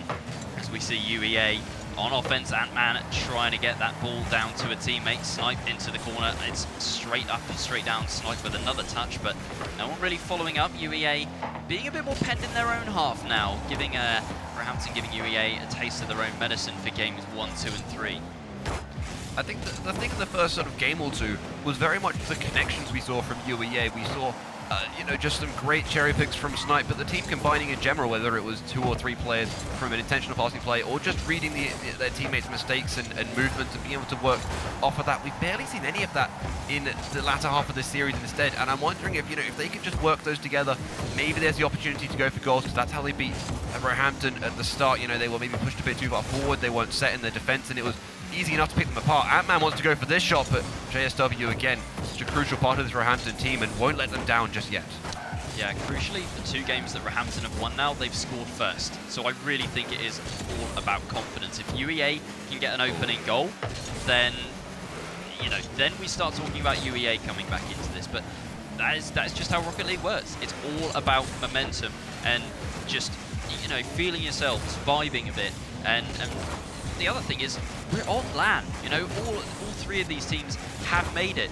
Just have fun with it. You've really got to get in that mental space, and if it's a reverse sweep, you do have to get, like you say, in more of a mindset where you're trying to have fun, you're trying to enjoy the games. You can't just be tilted, because it seemed like Roehampton were a bit tilted. They scored first in that 4th game. They leant forward a bit, a few smiles. They seemed a bit happier. They were able to play their Rocket League, and they've worked with it since then. Whereas UEA, I don't necessarily think their attitude has faltered, but it hasn't quite been at that high that it was in the first part, the first few games, because they just haven't been able to get the results they want. They haven't been able to close out this series, and I'm sure they've, the past few games, they'll be looking back on it, whether they win or lose, and think we should have ended this sooner. We either could have been in the grand finals earlier or stayed in the competition and got to grand finals. No matter what happens here, the games, well, it's been tight all the way through. Somehow, Roehampton, they've stayed alive, but UEA, they're putting on the pressure now. They just want this. That could have been an opportunity for Snipe, but instead, bit high. Yotam once more, a good clear, but this pressure, they won't let up from UEA. Well, we've got past the halfway mark and still yet to find a goal, but right now it is UEA with the pressure in the corner, looking like scoring once again every time they go forwards. It looks so dangerous. Roehampton not quite able to clear as well. UEA doing a great job of starving the Roehampton side of boost. Finally, a breakaway from Yotam, who sends it into the midfield. Crisis was lurking, but didn't want to commit to it. It was put a little bit too close to the defense of UEA for his liking. Crisis now going to lose out on possession to Mackers. JSW with plenty of boost, might be able to get back to this, but Snipe fast into the air, near post. Yotam makes the all-important save. Ant-Man towards Mackers. Ant-Man, looking for a bump.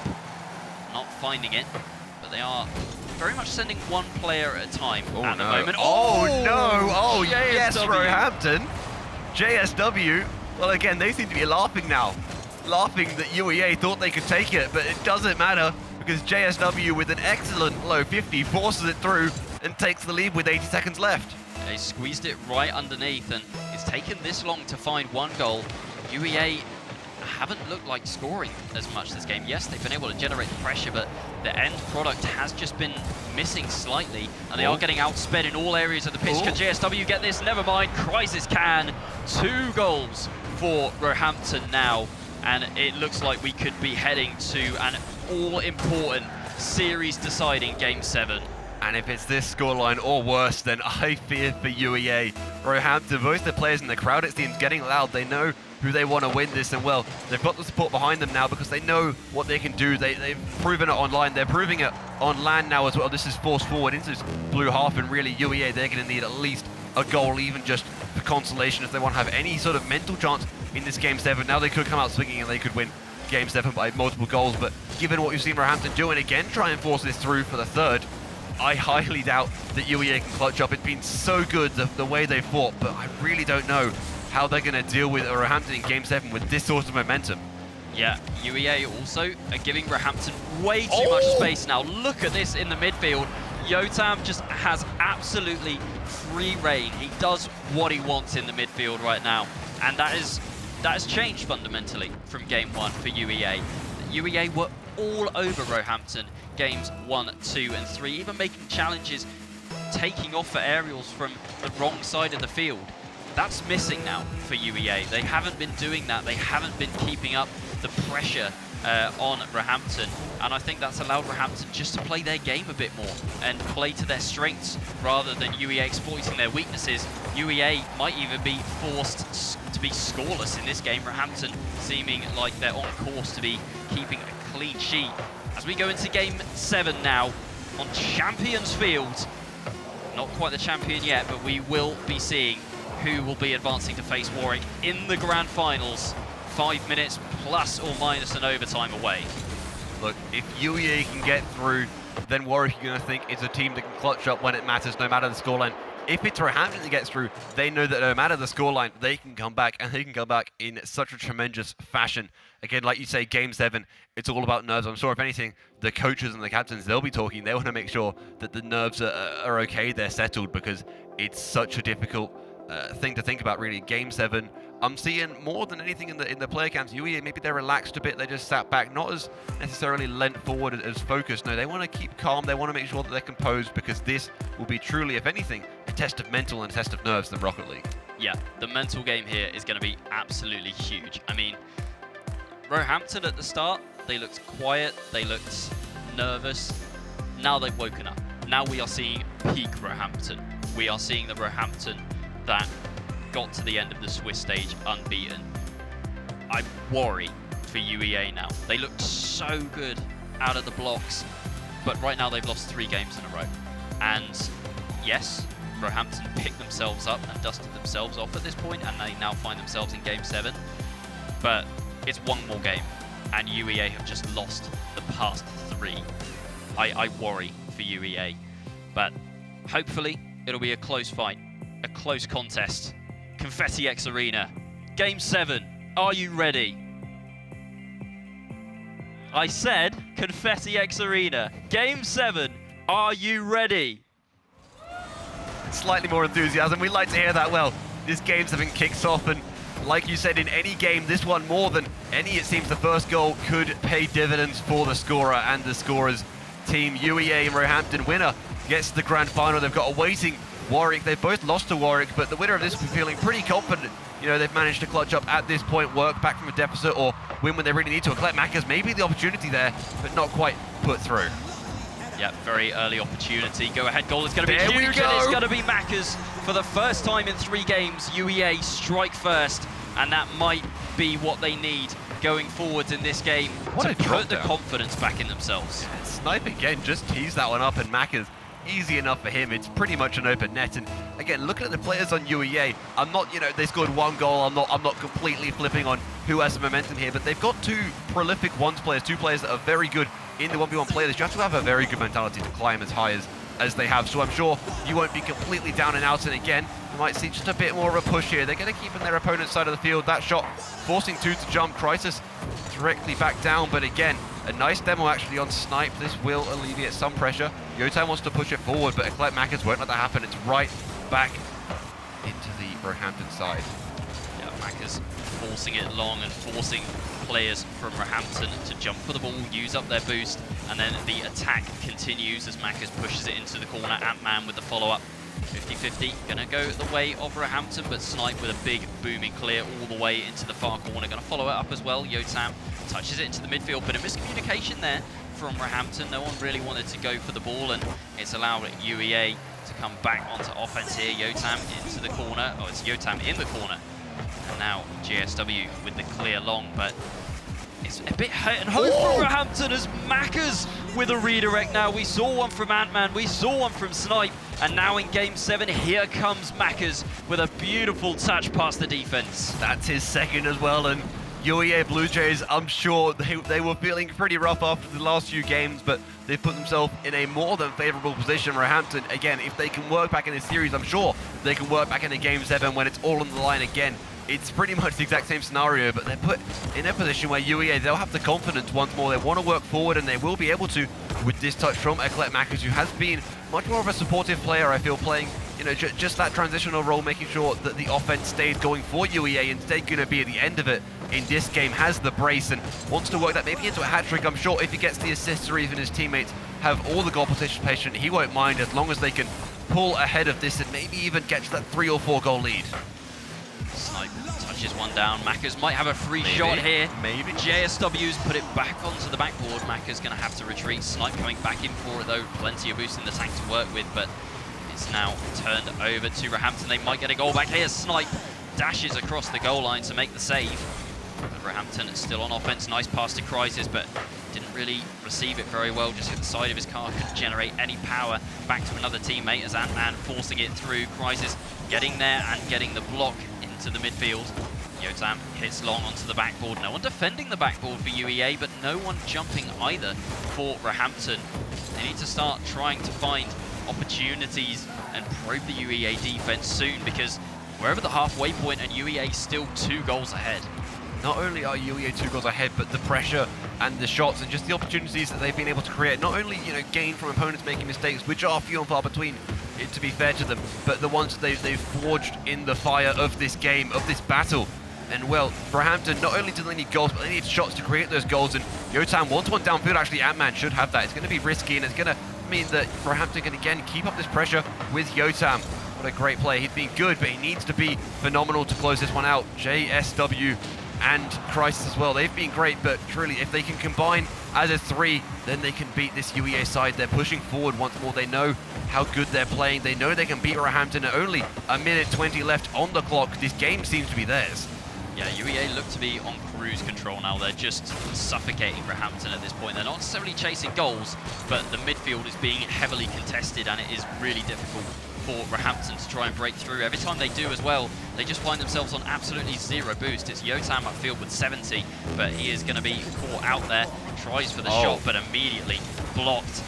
Less than 1 minute left. Is that going to be another for UEA? No, JSW onto his own backboard into safety. That one's going to be a bit more challenging. The pinch off the ground. Hopefully that, or with a bit of luck, if UEA don't score anymore and Roehampton get another 2, then that save will definitely be a talking point. But right now we've got 30 seconds left on the clock before Roehampton are eliminated from the bracket. JSW, he got those 2 wonderful saves there. Can't quite work it into a goal on the counter for his team. Instead, like you say, only 25 seconds left until Roehampton send packing, and UEA, they're looking very confident. They just need to boom this ball downfield. Every single clear they get is just going to mean a few seconds off the clock, and at this point, it seems all but over. I'd like to be a 1-goal game just for the suspense. Maybe Roehampton gives themselves that chance. JSW wants it, but no snipe downfield. At this point, it seems all but over. UEA, they've managed to deny the reverse sweep. Could that be put in? No, snipe cannot. Maybe Ant-Man, that's the 3rd, and with 1 second left this game, this series, it will be in favor of the UEA Blue Jays and Roehampton Monster Shop. They can't quite close out the reverse sweep. Well, UEA, they absorbed the blows, mental reset. They went again in Game 7, and they have come out on top here. I was worried for them personally, because Roehampton 3 games in a row, they looked in peak form, but UEA still managed to hold their nerve and will advance to the grand final to face Warwick. Wilson, talking about the mentality through that 1 second left, I saw Yotam leave the game, which, it's not like it mattered. The game was over, to be fair, at that point. But, maybe play that last second. No, just wants to leave, get out of there. Fair enough. It was a very difficult series to lose. Of course, it had such momentum. They looked really, really promising, but no, that game and that series, UEA Blue Jays, they seem to be so good through and through, but unfortunately not quite able to close it out where Roehampton. Yeah, and UEA definitely came into this series as underdogs, I feel. I thought Roehampton were going to get up to that grand final, and I had even kind of half predicted Roehampton to be victorious in the whole thing. I predicted bracket reset and ultimately Roehampton win. So for them to drop out here, they will finish in 3rd place though, and a £40 Amazon gift card to each player, so I'm sure they won't be complaining about that. but I guarantee that UEA are going to be so happy with that advancement to the grand final to face Warwick. Of course, in UEA versus Warwick, it didn't necessarily go as well for them earlier in this tournament, but final point in that game, it went to Game 7. We've seen it so much. UEA and Roehampton, every single time, Game 7, it's a nail biter, and once more, we got one of those. I'm so glad we got to witness that. Yeah, Game 7, you can't ask for a better way to end a series, personally. So, what more can you ask for? Excellent Rocket League, hugely entertaining. UEA looked amazing in games 1, 2, and 3, and if you're Warwick, you've got to be scared right now. Like, UEA looked great games 1, 2, 3. Then Roehampton come back games 3, 4, 5, 6. Sorry, I can definitely count. Yeah. Game 7, both teams were just stellar. So Warwick now, watching this, they've got to be worried, surely, because UEA looked better than expectations, and they've beaten Roehampton. Yeah, it's ridiculous to think somehow we got that again into Game 7, and there's only going to be better Rocket League coming up, you have to assume. Yeah, for sure. I mean, Warwick are not to be sniffed at either. We'll tee up this game surely, but I mean, just looking ahead now, Warwick got to the upper final, which was, I don't know, a surprise, I would say, because Warwick, they were second best to Roehampton all season. I think that's a fair comment. So for Roehampton not to make it through uppers to start with was a bit of a surprise. Warwick and UEA have faced off multiple times, and Roehampton definitely. What am I saying? Warwick and UEA have faced off multiple times, and Warwick seem to have had the better of UEA. So. I think power ranking wise, I'd put UEA above Warwick, but Warwick have, they've had Paul as a coaching person here. That's true. They're in better form. They have beaten UEA in Newell as well. You've got all these factors. I mean, you predicted UEA to drop to the lower bracket and then manage to make that run to the final, which they did, but you were more expected Roehampton to be there in the final. So it's a bit topsy-turvy. You've still got those top 3 teams from league play managing to get this far. So it's not like these teams are bad or you've had like a Mickey Mouse run. No, these are the top dogs of all of the UK University Rocket League scene, and they're proving it here. These games will only get more intense. Yeah, for sure. And I mean, the other thing is, Warwick, they've been practicing downstairs, sure. They've been playing ranked. I think I saw them scrimming Exeter as well in their scrim room. So they're warmed up, but they haven't played on stage yet. UEA now kind of have that advantage where they've played that one series on stage. They've won it. Now they face Warwick, who haven't played on stage yet. So that is going to be very interesting to watch, but that is going to be all from me. And I am going to throw down to the wonderful Hazza on the stage, who is with the winning team, the UEA Blue Jays. Thank you very much. So, we were promised a Game 7, and it certainly delivered. In terms of your expectations coming into this game, I'm sure that didn't pan out the way that you were anticipating. No, we were confident going into the game from the start, but again, we went 3-0 up, maybe got a bit too overconfident, and just had to calm it down for Game 7. That Game 5 as well, I think we need to talk about that. 3 minutes of overtime, you're 1 goal away from winning. And then, the next couple of games come through and you guys are on the brink of almost losing. Turning things around, what was the mental like in that situation? I don't think our mentals ever dropped throughout the whole series. I think even losing Game 6, losing Game 5, we were all the same mentals throughout. But it was just a matter of figuring out what we were doing wrong and just changing it for Game 7. I mean, I think definitely you had a few people at home a little bit nervous, but, it wasn't a quick series in the end. Gave me a bit more time to write down some questions. The next question, of course, is going to be on the LAN environment. How have you guys found it so far playing in front of the people here, the audience, the stage? How's it all been for you? I think so far we've overperformed considering what we thought we were. As in, going 3 games up, it's always close against Roehampton. We've played them, I think, 3 times before, and it's been... we've lost in Game 5 or Game 7 every single time, so it's really good that we've pulled it through on the day. Final question for you before we wrap things up and head to a break. We have that game now coming up against Warwick, a little bit different coming into it with the fact that there'll be a bracket reset if you're able to take that first best of 7. Does that change your approach anyway? I don't think it changed our approach at all. I think we have our game plan, and whether it's Game 1, Game 7, we try and stick to that, so we're pretty confident going into this series. Thank you very much, boys. Congratulations, of course, on winning the lower final. That was UEA picking up the result there, sending us and sending themselves, more importantly, to a match up against Warwick next. But first, we'll be going to a break. When we resume, we will have that one for you. Stay tuned.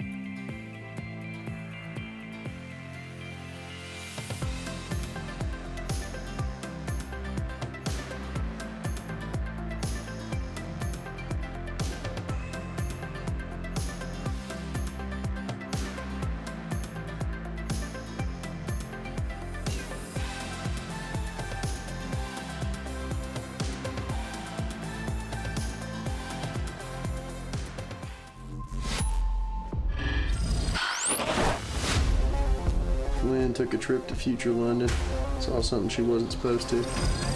Now people from there are trying to kill us.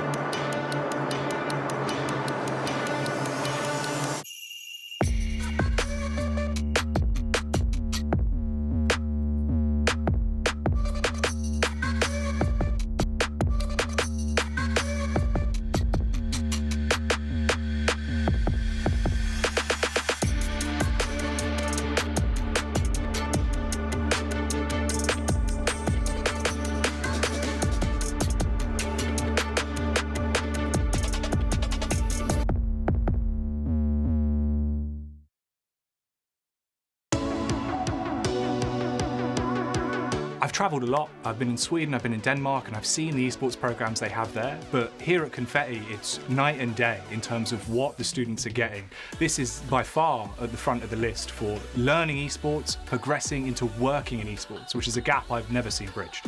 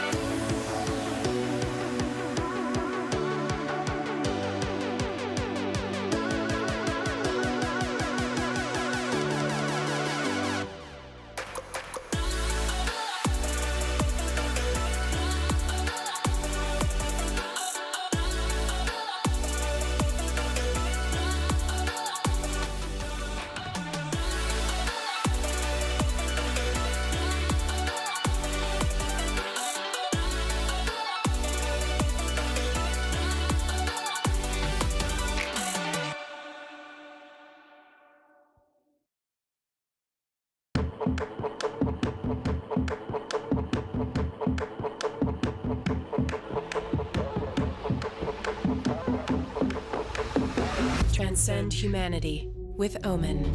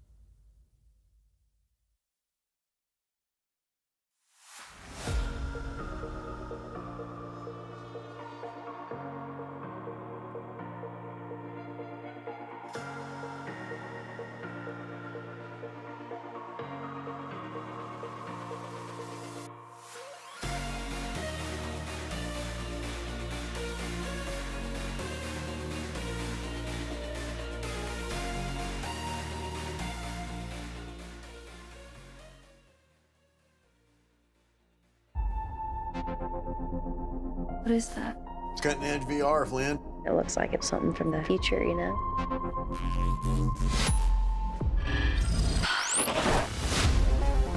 Flynn took a trip to future London. Saw something she wasn't supposed to. Now people from there are trying to kill us.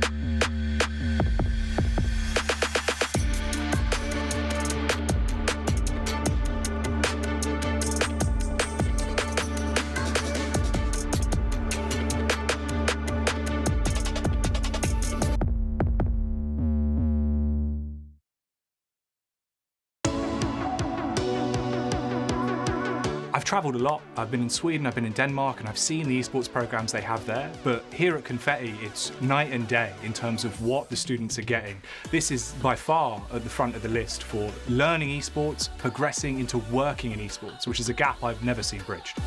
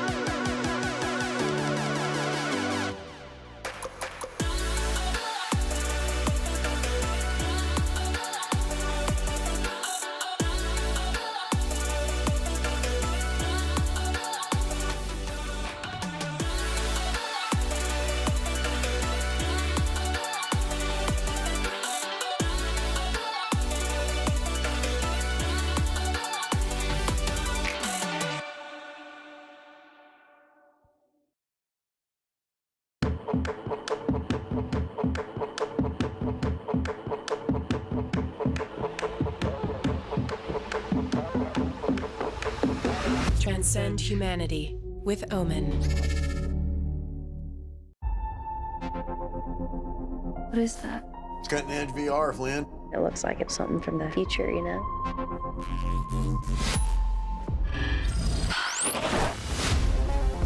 Flynn took a trip to future London. Saw something she wasn't supposed to. Now people from there are trying to kill us.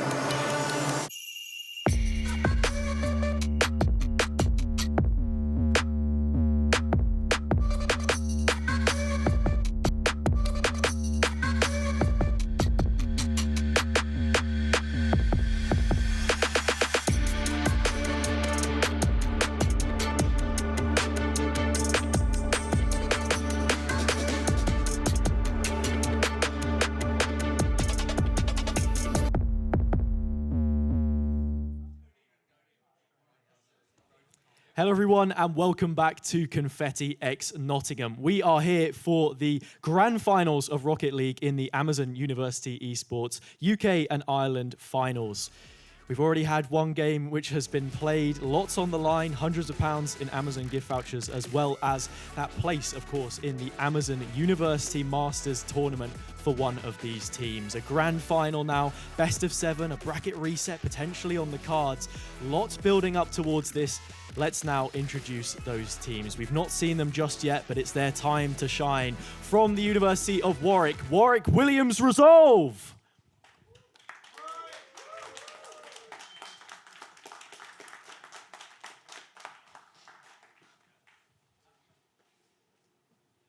And we've seen them one time in this tournament already before. From the lower bracket, the Leviathans, the University of East Anglia, UEA Blue Jays.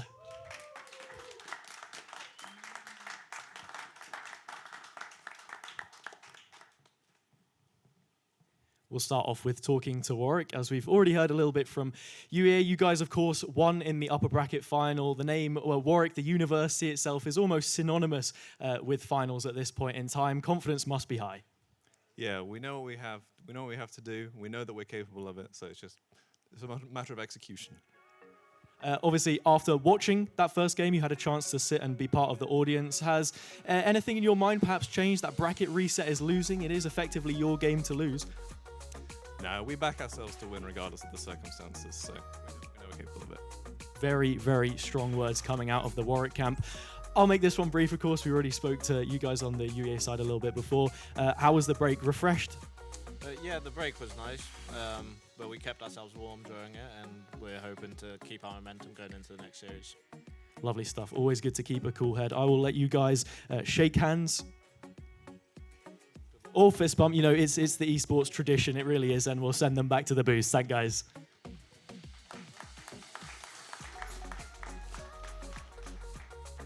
All right, we've introduced both of those teams, upper bracket, lower bracket. They clash here in an all-important deciding match. Warwick, they could take the championship here of the winter right here and now, or we could get forced to a bracket reset.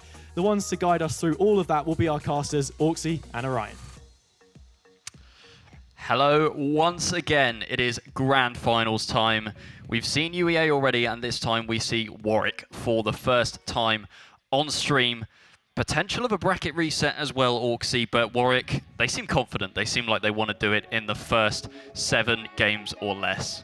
Of course, UE, they've got a tough matchup ahead of them. They need to win 2 best-of-7s in a row against a team that's yet to lose a best-of-7 in this entire double elimination bracket. Warwick, they only need the 1 series win, and like you said, they seem confident, they look confident, and I'm sure, you know, their preparation, they will be confident. They're going to be maybe not necessarily as warmed up. They didn't have, you know, that execution, that ability to play against another team, but they've been scrimming, you know, they've been warming up, like you say, playing at Exeter, some other very, very good teams in the UK university scene, so no doubt they'll be confident. They'll want to go into this strike first, strike while the iron is hot. Well, first of all, we will recap the bracket to see how we got to this point. Starting off in the upper bracket first round, Roehampton 4-0 against Manchester, Loughborough 4-0 against Lincoln, Warwick a shaky first round 4-3 against Setu, that is the South East Technological University, and then the final result from that first round, UEA 4-0 against Lancaster. So 3 sweeps and 1 game 7. On to round 2 where Roehampton beat Loughborough 4-1 and Warwick a 4-0 sweep of UEA. That's important because we now have that matchup once again. So Warwick sending UEA to the lower bracket with a sweep. They face each other in the grand finals, and Warwick had 1 more opponent to get through to the grand finals, and that was a 4-3 victory over Roehampton. Of course, Roehampton, well, they fell in Game 7 to both finalists. If we look a bit earlier in the bracket, Manchester and Setu, they had a bit of a tough matchup against Lincoln and Lancaster. They both were able to persevere through. Lincoln and Lancaster in turn also falling to UEA and Loughborough. Loughborough, they fought hard, they fought very well, but in Game 7 they conceded to UEA, who then went on a tear, again managing to get that Game 7 win over Roehampton that we just watched, and it was such a tight matchup, wasn't it? Somehow, very much somehow, it seemed the pressure was all on them, but no, they persevered, they clutched up, they managed to get through to this grand final, and they're in a great position to still push through and maybe even go for that crown. Yeah, UEA won those first 3 games, and they looked in tournament winning form. Then we saw what Roehampton were truly made of, winning 3 games of their own. All came down to a Game 7, and UEA held their nerve. So Warwick yet to play on stage. Obviously, they've been scrimming downstairs. I've heard from Treefork that they were scrimming Exeter. Scrims were good, is what I have been told, and that they were beating Exeter, another top UK university team. So Warwick feeling good about themselves, but it is different when you're on that stage. You're facing the crowd, you're in unfamiliar territory, as we do now get into game one. Game one. This could be such a crucial game, of course. If UEA put their best foot forward, they get that win, they put themselves in a good position to try and get that first series win. You can't think about having to win 2 in a row. That might just overwhelm you. You know, you don't want to be thinking that far ahead in the future. Instead, Warwick, though, maybe just 1 game win, that puts them in such a good position because they know that every single goal, every single attack, every game that they win just puts UEA in such a difficult position because they don't need to worry about winning 2 in a row. UEA don't have that second chance. They squandered it against Warwick a few weeks ago instead in the upper bracket, and now again they meet here in such a tense matchup. I'm sure that both teams they'll be confident about. Snipe wants to put that one home, but not quite able to. Ant-Man again, there's a shot there, but it's easy enough for Sushi. That's lofted a bit high. He has to follow it up. Boost is stolen, so the counter-attack and pushing this out of their own half is a bit difficult here. Well, I was talking to Warwick earlier in the scrim room, and they've said that bringing on their coach, Tadpole, former RLCS professional player, has really helped them excel and take a step forward. Treefork said that the team now is completely different to how it was just 6 weeks ago, and Tadpole, experienced in coaching, has coached a women's carball team to great heights. I believe even winning the championship with Williams Resolve as well. So Coach Tadpole coming in, seeming to make a big difference for Warwick here. The WCBC team, the female one for Williams Resolve, they've won 3 in a row wow. at that top level. And you know, obviously the players there are exceptional, but that mentality that Tadpole brings, I think, is such a crucial factor in this. You know, being able to beat these top teams time and time again. That's what he brings. And again, just like the WCB team, it's not just about the coach being the star factor. The players still have to be able to learn and reciprocate the learnings they're being given by that coach. And that's exactly what Williams Resolve have been doing. They're taking on board what they're told and they're working with it. So far, there's been nothing, too dangerous from them the first 2 minutes of this game. UEA, they've kept them at bay. They've gone for a few of their own attacks, but it's currently 0-0 at about the halfway mark in this first game.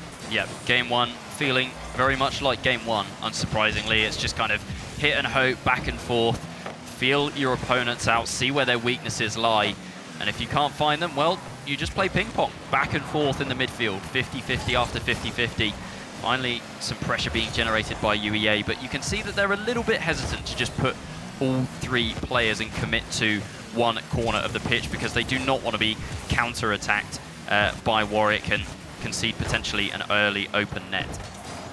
We've seen what happens when UEA, if they get in their stride, they get the attacks going, they can connect on offense, they will score very quickly and they will score some absolutely stunning goals. But if they overcommit and they let the other team potentially play the game that they really want to play, it's difficult for them to stem that flow of goals and games. We saw it only just being able to fend off the reverse sweep, and I'm sure we'll bring it up a few more times, but it doesn't matter. They want to start off this series like the last. Eclet Mackers will be able to push this through for UEA Blue Jays. They'll take a 1-0 lead in this first game.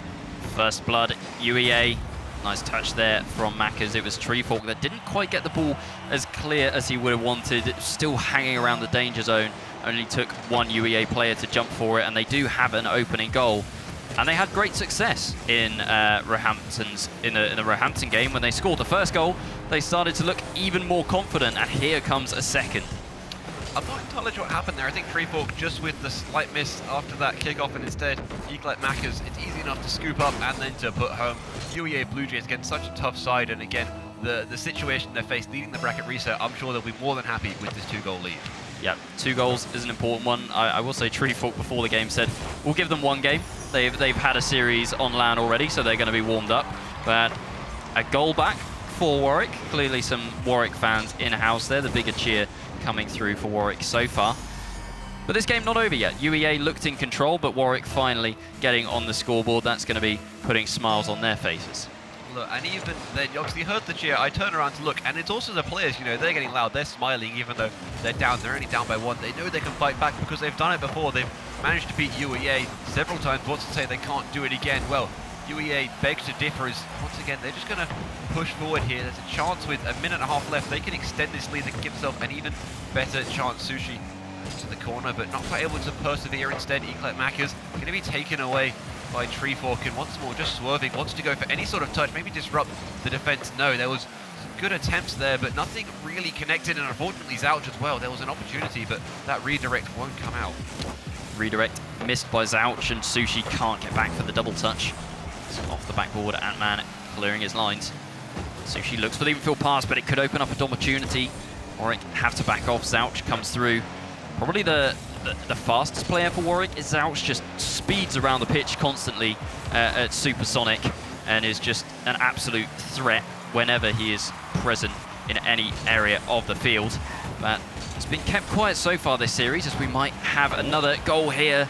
Sushi had to jump for that one. Zouch dealing with it in the corner. Sushi having to half flip there could open things up for Ant-Man, who's looking for a double, but blocked by Zouch.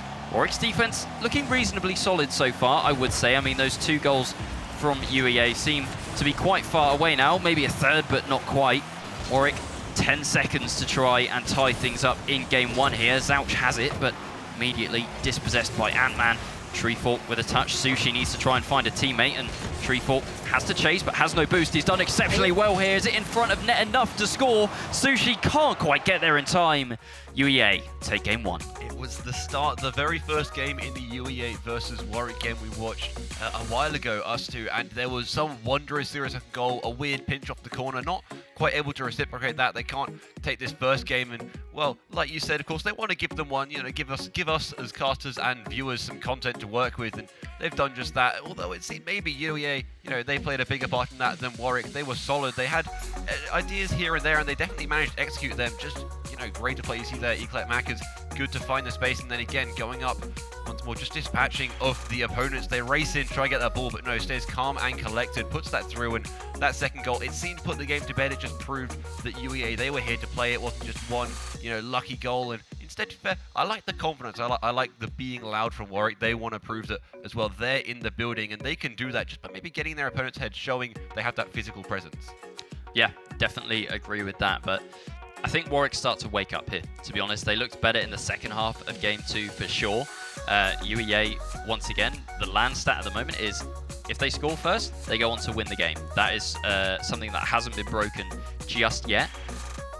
Warwick need to try and break that quickly, because, I mean, we saw UEA run away with the previous best of 7. Like, one game quickly turned into 2, and that quickly turned into 3. So Warwick need to be a bit careful. They need to start playing at their optimum potential sooner rather than later. Otherwise, they could find themselves in a very similar spot to as Roehampton did in the previous series. Of course, so they're saying Warwick, they'll have, you know, certain strategies coming into this game, this series, maybe more preparation for Roehampton, because I think that's what most people expected to be the team they face. But either way, they have a game plan. As long as they can stick to that and keep their heads screwed on, they should be more than okay to fight through this. And realistically, they want to be winning this in the first series. Why wouldn't they? And well, the way they're playing, it looks like there's chances to just about putting them together, and that will be Treefork wants to put that one to bed, but no, not quite. Sushi up to Zouch. That's an amazing save from Ant-Man as well.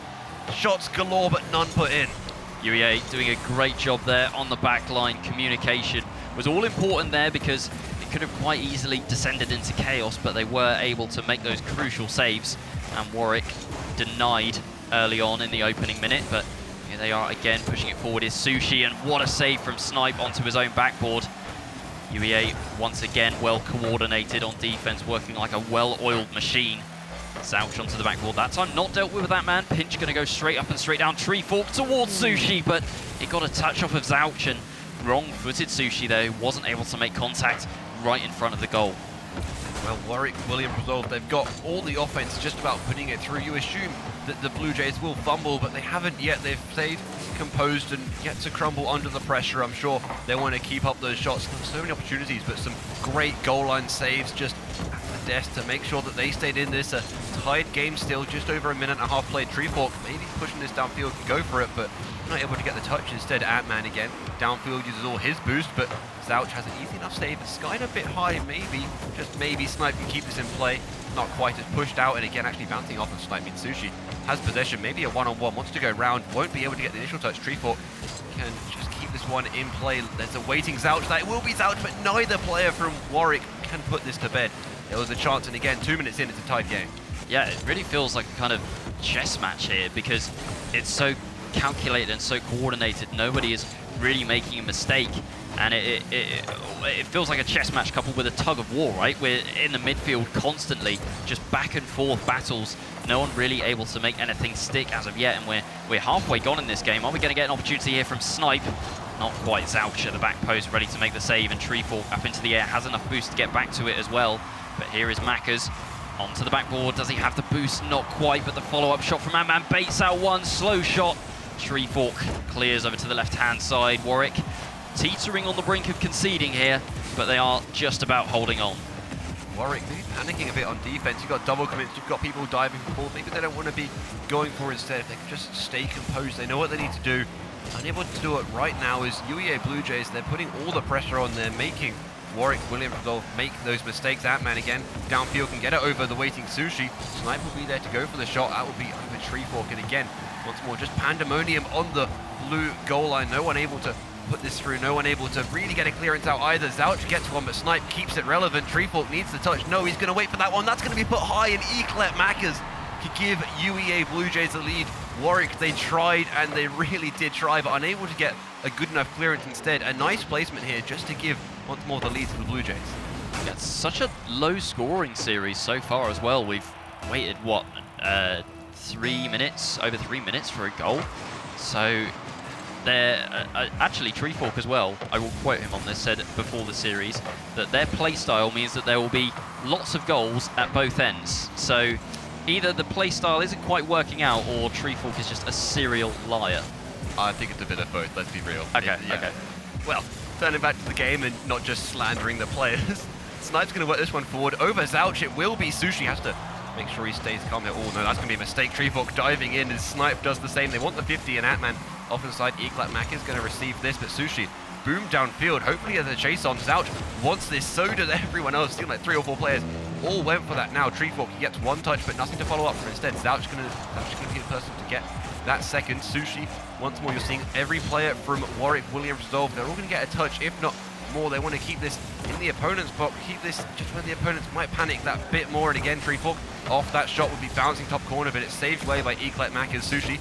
A nice touch downfield. This could be dropping down. No, it's going to be Ant-Man instead to clear it out. Once more, just clearing their lines, trying to get rid of any sort of pressure, but Zouch and the rest of Warwick Williams resolve. They've got 30 seconds left. They should still be able to put a goal in if they can keep this pressure up. Well, UEA's defense looks absolutely concrete, completely impenetrable at the moment, and Warwick are just unable to break through the enemy lines. Could see another goal here for UEA, and that really would wrap things up in game 2. And I think things could be wrapped up already, although a big pinch onto the backboard. Ant-Man not going to make contact. Zouch with the shot onto the backboard. Treefork bumped out of mid-air. It's still up, and Sushi has kept it that way. Ant-Man surely going to try and drop this one. Zouch onto his own backboard. Gets it back to the midfield. Treefork with a touch on. Here is Sushi with the shot. It's going to drop down dangerously, and it is going to drop all the way down. UEA getting a bit of deja vu here. Orksy have gone 2-0 up in the series. Well, I'm sure they'll be more confident here. They seem to be not necessarily more dominant, but they're not giving the opponents, they're not giving Warwick much room to work with, despite the fact that we're seeing pretty low scores from UEA. Warwick, they haven't got much offense. Well, they're getting some offense, but they're not putting too many shots on target, or at least on target that are dangerous, that are challenging the defense. You'll see a few, of course, in this replay, but it was really only a few in the first minute, maybe minute and a half at max, that it seemed like Warwick were able to push through, but now after that, it was all UEA. The occasional shot or bit of pressure from Warwick, but UEA, they've got their opponents read. They know how to stop them, and not only do they know how to, but they're executing on that plan as well.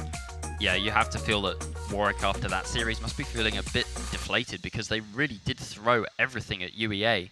It was just the final product, and I think that's more credit to UEA rather than a failing of Warwick on offense, because every time that final shot could have been taken, there was a UEA player in front of it just to make that block and make sure that there was absolutely no danger posed. So they're 2-0 up. They're in a great position again. They put Roehampton in this position.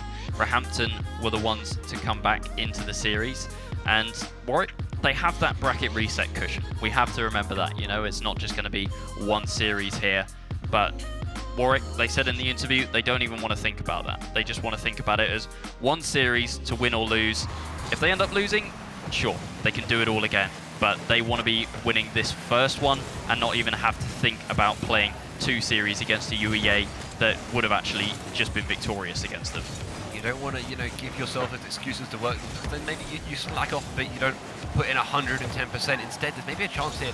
Again, no, not quite. UEA unable to put it through, but like you said, they're up 2 games. They've been in this position before. It's just about making it work for them, pushing through, and instead of, having to worry about the reverse sweep, instead taking it all the way initially, and Zouch, no, Treefork puts that in. There you go. They're getting very loud. They want this. They've got confidence, pointing to the crowd, gesturing, spurring them on. They want the crowd on their side, and with that goal, they've definitely got it. Yeah, that time Warwick 1, 2, and 3 very quickly taking shots, and the UEA defense just evaporated in that instance. So Warwick getting an early go-ahead goal. And we'll see if they can convert it into victory here, as that is going to be the second from Sushi as it drops straight down off the corner of the ceiling in front of net. Sushi is not going to miss that one.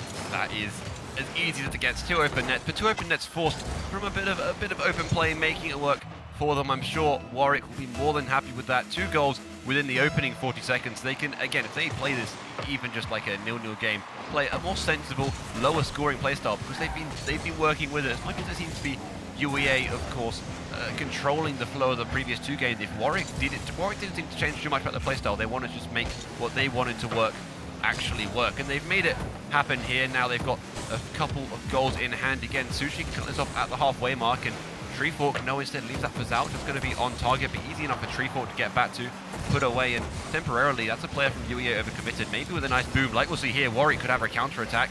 That's on target, but that's also Ant-Man. You know that player isn't going to be missing.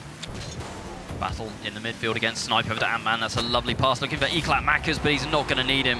Ant-Man with the first time shot there is going to put UEA on the board in this game.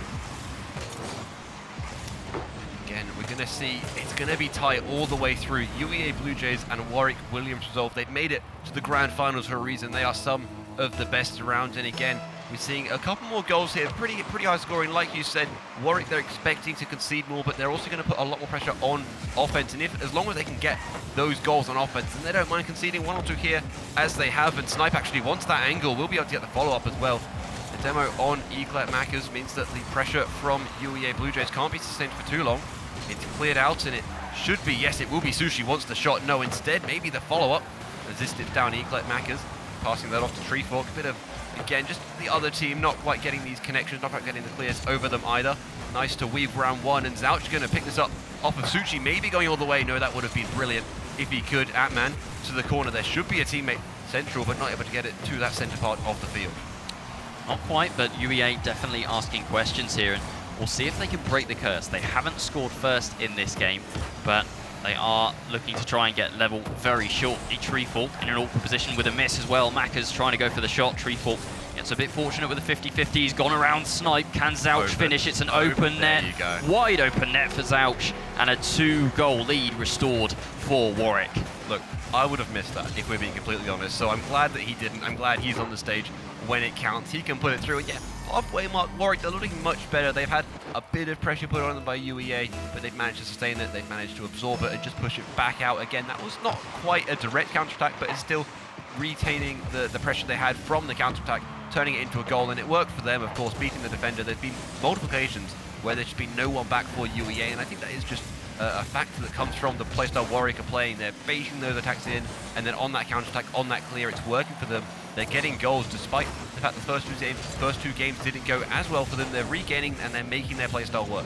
Yeah, the UEA defense does not look as impenetrable as it did previously. Their offense is still firing on all cylinders, though, as Treefork falls into a very awkward save off a 1-2-3 passing play. But I think that is the main thing that's changed in this game. UEA's defense does not look as secure as previous.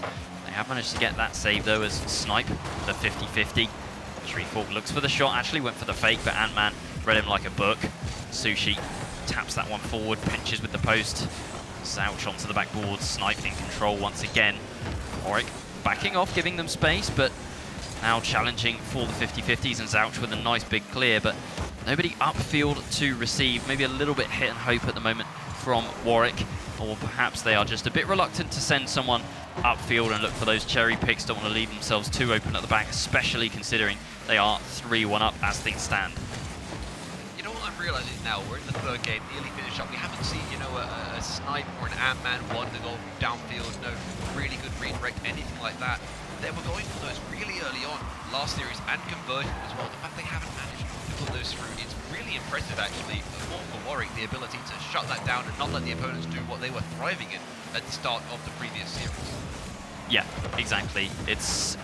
But it is very much a team game from UEA. I mean, we saw the individual performances shine against Roehampton, but this time it seems like they've kind of tightened up their team game. They're definitely looking for each other, and they're also playing that disruptive play style as well, just half rotating. Even Macca's there had like no boost in the tank and no right to go for that ball, but he's kept it in the corner for an extra 5 seconds, and it could have just, you know, drained boost from Warwick, opened up opportunities like that one. Snipe puts UEA back within 1, and another negative angle shot from Snipe. He's been pulling these off all day like it's nothing. Look, I called him a marksman earlier. That seems tame compared to what he's putting off. Any chance he has, yeah, he goes for these angles, and not only does he go for them, has the confidence, but he's converting them consistently. I called out that he wasn't necessarily going for them as much, but no, I don't know if he heard me or he just found the opportunity and threaded the needle once more. He's put the deficit back to within 1. Oh, that was nearly tree fork. Adding back to it, but no, this is downfield. Zouch has to get a decent enough clear, otherwise this could be a tied game, and it will be. Snipe. Not quite the wonder goal this time, but it's consistent, and it's a tying goal, and that's what matters. Well, we're now 13 seconds away from an overtime, and if Warwick lose this one, surely they have to feel robbed. They looked in control. UEA at times looked second best, but they have managed to find a way back to tie things up, and now the clock will tick down to 0 seconds. We don't see a goal in the meantime. We'll be heading to our first overtime of the series, and you have to feel that if Warwick don't win that one, I feel like the first series belongs to UEA. This could be UEA on match point. Ant-Man flip reset, can't get the shot off. Macca's is going to leave it, and we do have overtime. I think partially because of obviously UEA Blue Jays being in that 3-0 position, but also because Warwick, they were in such a good position here, and it just fell apart for them. It wasn't even that, you know, the Blue Jays were really solid throughout. I think it's sort of a minute and a half, 2 minutes left. UEA were down by 2, and then at about the 30-second mark, we just put a couple through. They were consistent, they didn't have too much pressure, the opportunity arose, and then they struck, and they managed to get this tie game, forcing this overtime. If it goes to 0-3, Warwick, they're going to struggle. They're not quite at that Roehampton level, at least when it comes to the, you know, more the fear factor, I guess, when you're facing them. You expect them to be able to reverse sweep. They could still, of course, it's not like it's out of the question, but UEA, they're going to have that mental game. They know what they have to do, and this time they're not going to want to wait for that game 6 or 7. They just want to finish it as early as possible. Yeah, well, there's only been one overtime during this live final so far between UEA and Roehampton, and UEA lost that one after 3 minutes. So maybe the overtime favouring Warwick slightly. We are 1 minute in, and Warwick have a bit of an opportunity here with Treefork, who drops it down. Oh, that's a huge miss from Macca's actually. Treefork into the centre. Maybe should have just taken the shot himself.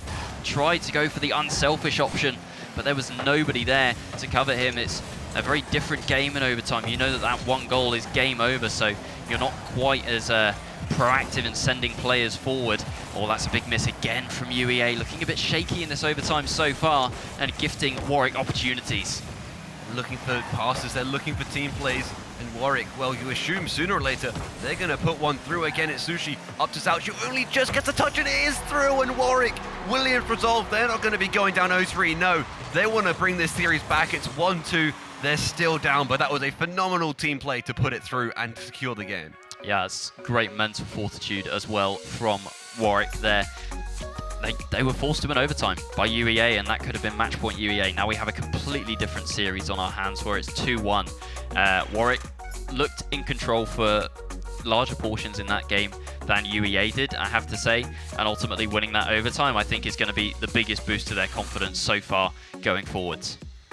It's not like this series is back in Warwick's hand. Of course, UEA are still up, and UEA have still been dominant, whether it's winning games when they're outright ahead or coming back, forcing the overtime, in which there were chances, of course, Warwick maybe could have put in earlier. But also, if we saw a decent counter-attack from UEA or a miss in the same way that we saw UEA pull them out, because there were a few like that. That goal at the very end in overtime was simply spurred on by a miss from UEA. They then went for the clear, and then finally the pass out, and only just did Zouch reach that. It was a great goal, and I mean, I'm glad he got that. Of course, you want to see this series be competitive, whether it's a bracket rehit or not. You want to see it go the distance for content and for the players, so they feel like whether they win or lose, they put up their best fight, because you know they want to. They know they want to win this. They think they can. They're going to have that confidence. It's just about converting on the day.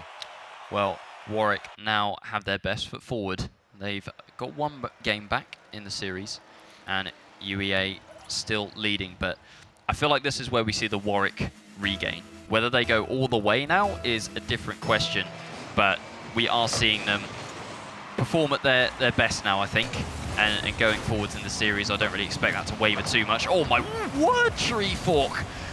Save off his own crossbar to deny the early opening goal from UEA, and that is still holding up, by the way. UEA, in every game that they've scored first, they have gone on to win. Whether that stat holds up completely, we'll have to see, but maybe that is just kind of an omen going forwards. If UEA score first, that will be a game that they will take, and if they concede first, well, that will be a game that they ultimately will go on to lose. We'll have to see. Look, if you're clocking that, I'm sure they have at this point too. You assume they're going to be just aware of that in the back of their heads, whether someone's picked it up and shared it with the team, or they've all worked it out on their own accord. If they're in their own heads about it, or that they concede first and they think, oh, it's chalked, or oh, we have a history of losing these, then that might just again force the team mentality, or just the way they're playing in that one particular game, to change ever so slightly. And well, Warwick, they haven't had that same problem. And again, Treefork, a goal line save. Zouch gonna pick this up and clear it downfield. Gets the reset, I believe, as well, yes, but it's tipped off to the side by one UEA player. Snipe as well, able to stay with this. Wants to steal the boost, maybe get the intercept as well. Won't be able to get that last touch, but Ant-Man at the halfway mark will go for this. Zouch is going to be cleared over Ant-Man. Doesn't have much boost, and that's going to be in. Treefork, he's been great on defense. Now he can convert on offense as well, but this is a great counter-attack from Warwick, Williams, Rodolphe. They all get involved here, and they get the lead too. Yeah, Zouch onto the backboard. Missed from Ant-Man. Didn't have enough boost in the tank to really get up and challenge it. Treefork knew that. Got up for that backboard read, and Warwick go 1-0 up in this game. Trying to tie up the series at 2 games apiece here. UEA, oh, they've stopped the UEA lead in their tracks here, I feel. I mean, they saw what happened against Roehampton, where UEA got 3, and ultimately UEA did win the series, but they took it all the way. So Warwick avoiding the same fate as Roehampton for now, but there is still a long way to go in this best of 7. And a bit of team play, just tripping up the opponents here. Warwick, they're working as a very cohesive unit on offense, and when it comes to defense, they know what they're doing, they're biding their time. When it comes to it, they've got that player that can make that save. It's been Treefork a couple of times in this game, but in previous games, it's been the other two too, Zouch and Sushi. Every single player on Warwick playing a big part in this lead in this game, as well as hopefully looking to tie this series, like you said, after the overtime win. It just seemed like Warwick will be able to put what they wanted to do into practice. They had that lead in that game, it only just got stripped away from them, and they managed to regain, they managed to clutch up the overtime, put them in a great position, and hopefully you assume they're going to tie this, and we see at least a few more games. Oh, Snipe, well, he's going to tie this game, and he wants to give UEA still a fighting chance in this series to just maintain that lead and build on it. Yeah, that's a lovely touch from Ant-Man there, just following up consistently, and falls Zouch into a really awkward spot as well. He had to back up the wall to try and get to it, and ultimately Ant-Man had more momentum, was going faster, and Snipe squeezes it into the top corner. So we have a tie game now in game 4, but we'll see who goes on to prevail, whether we stay at stalemate for quite a while here, or whether we see Warwick immediately try and fire back with Treefork trying to take the shot. Here is Zouch taking it slowly, trying to get the flick, gets it onto the backboard, goes for a bump as well. Sushi with the shot is just wide of the mark. Zouch keeps it alive, but Ant-Man on the goal line, away to safety, and a huge overcommit from Warwick as well. They thought that they were millimeters away from scoring, committed everyone, lost all of their boost in the process, and Ant-Man finds the open net. It looked, at least in the replay, that Treefork touched that. I don't know if that was a ghost hit or he just didn't touch it with enough power to simply dish it up to UEA, but well, I thought that it was something there, that it was some sort of piece of car hit that ball, but no, UEA, they'll take the lead, and just like the series score, they've got 2-1 lead in this game as well. It seemed like, about the halfway mark, the scoreline and the actual on-the-pitch presence and pressure was about even. They're now managing again to bring that back, and UEA, if they can extend on this, put themselves in a 3-1 position, well, it's really easy to flip-flop depending on the winner of the previous game as to who's going to be taking the game in the series, but UEA, they're making a great case that they'll take this, and it'll be Snipe going all the way. Gets a nice touch just really early. There's no one back. Even if he did miss, there were players there from his team to score that open net.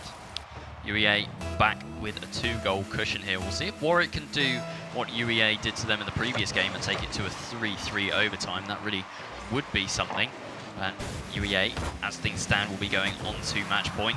We'll see how Warwick respond. Well, they've not responded well from that kickoff with a triple commit and leaving themselves open at the back. Thankfully, they have been able to scramble all the way back to their goal line and deal with the danger for the time being. Macca's on possession there, Snipe almost getting dunked on, but Snipe manages to make the double save. He's carrying it forwards now into the midfield, but no teammates there following up on that. Macca's in the corner, but he's going to get beaten to it by Treefork, who's managed to touch it to Sushi as well. Here comes Zouch with another shot onto the backboard. Can he find the read? Yes, but Macca's was on that backboard as well, making sure that Zouch went no further.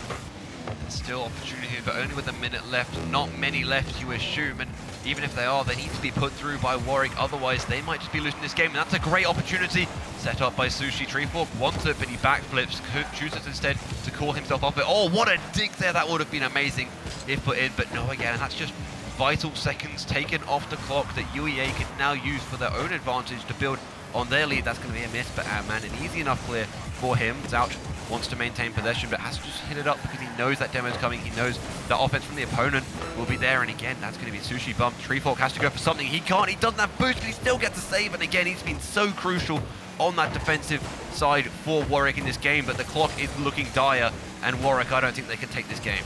No, Warwick this game have just not been able to string their offense together as they would have hoped. It's just been that final shot. They have managed to get through the UEA defense, but it just doesn't seem like they're being clinical enough in front of net. They are generating chances well, but once they get to that goal-scoring opportunity, they're squandering them.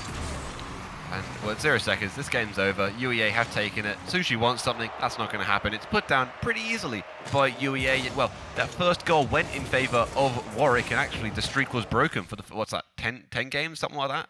Yeah. It's taken to break that 10-game streak, and then on the 11th, it is broken. So that's something, again, maybe a mental barrier, maybe just a bit of a gimmick that has gone a bit too far, and now again, we'll see a 3-1 lead for UEA. They've dealt with this before, but it was starting reverse sweep. Instead, they've got momentum going into this fifth, and you assume they can take it. I feel like Warwick, they're of the caliber, both in theory and in this series, that they should be taking at least one more, because the first half of that game, their offense and their goal, it seems really well put together. They can work their offense forward. It's just that final ability to convert and make their goals and their actual shots count. Yeah, well, we saw UEA on match point before. It was at that point that their opponents in Roehampton really woke up, really started to play their game and play at their maximum. And UEA ultimately did go on to win that series, obviously, as they are now here in the grand finals. But Warwick, they have to try and find a way back now. Like, if the bracket reset happens, then UEA are the favourites to win. That is kind of the bread and butter of it. Yeah, again, we've talked about this, Roehampton, they were the favourite to win it all.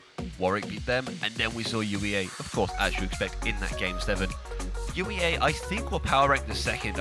Looking at how they play, it's a toss-up between these two teams. UEA were swept by Warwick previously in this bracket, but that hasn't been the case in this series. At the very least, oh, that's nearly put in. That will be sniped on the rebounding. He collects Macca's, wants the initial one, but no. It's put through, and UEA, they take a lead very early in this game. Yeah, that's a double commit on the backboard as well from Warwick. Defense just was not ready for the pace that the UEA Blue Jays came at them with. That is a very early goal for UEA in a game which, if they win, we will be going to a bracket reset and a grand final deciding series. I mean, this one could still go the distance. Warwick, they have it in them. They know they have it in them as well. Treefork, in the lead up to this, said, I'm confident we can win. Zouch in the interviews as well said that they were just going to execute their game plan.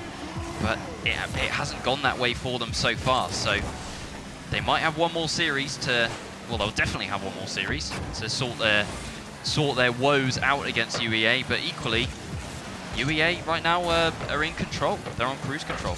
Yeah, I mean, if UEA can clutch up against Roehampton in 7 and then beat Warwick, Williams Resolve, in a 4-1, a 4-2 maybe, they're winning 2 in a row there, and they're winning 2 in style against very good opponents. The concept of them losing the third just because is really hard to conceptualize, and I don't think that they would. If they do take this, it's going to be so tough for Warwick. We know they have a game plan. We know it's very particular because they've got such a good coach, like we've mentioned. And well, they've tied this up, maybe give themselves a bit of a lifeline. They've got to work with it, and they're still, they're not out of the woods yet. They've got to get a few more goals, a few more games. But if they won 3 like Roehampton against UEA, they'd have this series unlocked, and it'd be all over. Yeah, it did look like a momentary lapse of of concentration there from UEA on defense, just left a gaping hole on the back post rotation, and ultimately Warwick kept the pressure going and were fortunate enough to get a goal from that pressure. And Zouch now sending it long, met by Ant-Man in the midfield, and Mackers trying to get it over the top of Treefork, who's pre-jumped that one. Sushi speeding in for it and chasing it relentlessly upfield. The 50-50 finds Zouch in the midfield as well, but it's just hanging around that midfield line at the moment. No real progress being made by either side. Finally towards net from Mackers, but blocked away by Zouch. Snipe trying to just force it through. Mackers taking it slowly as well. All 6 players bunched up in the same area of the pitch, but finally back into open play. Treefork is going to make contact with this one. Might even be able to get the double, but the bounce is not going to be a favourable one. Definitely not, and only 2 minutes gone in this game. We're already seeing, again, there's opportunities, but UEA, they seem to be a bit more prevalent. Sushi wants it, no, Zouch wants to touch it. Oh my goodness, Sushi, it somehow goes in, bouncing off absolutely everyone, offense and defense combined. Well, Warwick, they're laughing about it, but they've also got the lead. I'm sure they'll be more than happy with that one. Yep, Sushi, right place, right time. We take those, especially when you are staring down the barrel of a potential series loss. So Warwick going back into the lead in this game. Kickoff is very even as well. Zouch going to be in receipt of possession here, but goes off the sidewall. Treefork with a flip reset. What can he do with this? Does use that flip to great effect, but Mackers read it beautifully. Warwick leaving themselves open at the back once again there, and almost conceding. Mackers is not going to get up to this one. Oh, here's actually Treefork with a bit of a miss. Mackers trying to center it towards Ant-Man, who now comes in, takes possession away. Here is Snipe looking for the shot, and Sushi once again, right place, right time, that time at the other end of the pitch. And you're seeing Warwick, they're still definitely there on defense. They know what they have to do, and their defense seems a lot more put together, despite the fact, obviously, they've lost games to UEA. They've been very, tiny just issues when it comes to being beaten more on defense rather than them having issues and then conceding again. A great idea there from Sushi just to push forward, wants to get that ball before the shot is even taken. Once more, a nice 50 from Zouch. Equalite Mackers has this ball over one, can't get round the second. Instead, Sushi been so solid this series, and now again, Snipe maybe round, just wants to go for the ground pinch. That's not put forward. I think 2 players from Warwick went there, so there's definitely still an opportunity to take advantage of that extra space. There is, and here comes Snipe with the shot, immediately blocked. Zouch in possession. Sushi looking for demos on the back line. Zouch might have an easy one here, but nice block there from Ant-Man, using his 1v1 experience to great effect, not allowing Zouch to come through. A huge pinch into UEA territory. Sushi can't quite get the shot, but it has fallen to Zouch. It's going to go straight up and straight down. Sushi with another demo. Seems that Sushi is going for these consistently now, just trying to punch a hole through the defense and allow Warwick an easy route to getting another goal. UEA, they were the victim of bumps and demos in the prior series, and it worked against them. Maybe again it's the tactic here. Well, there's only a minute left and a 1-goal lead. If Warwick can just stay with this, they still put themselves in a decent enough position in the series. They have to force the Game 7 if they want to win it, which is the tough ask. When Sushi's doing that and threading the needle, putting the ball, again, bottom corner, found the gap, or saw the gap, then found it with the shots, and just like that, Warwick, they put themselves in a great position to hopefully take this game and just build on this comeback against UEA. Yeah, big credit to Treefork for the pass as well, with the pinch off the ceiling and a nice read from Snipe. I think this game has probably been Warwick's best so far, and it couldn't have come at a better or more crucial time, because UEA on match point, they haven't really changed anything. They might be able to get a goal back here, and oh, never mind. It's going to be Ant-Man. I thought there was going to be a goal, and then I didn't, and then there was a goal. Well, this series, it's still an opportunity for it to be put to bed.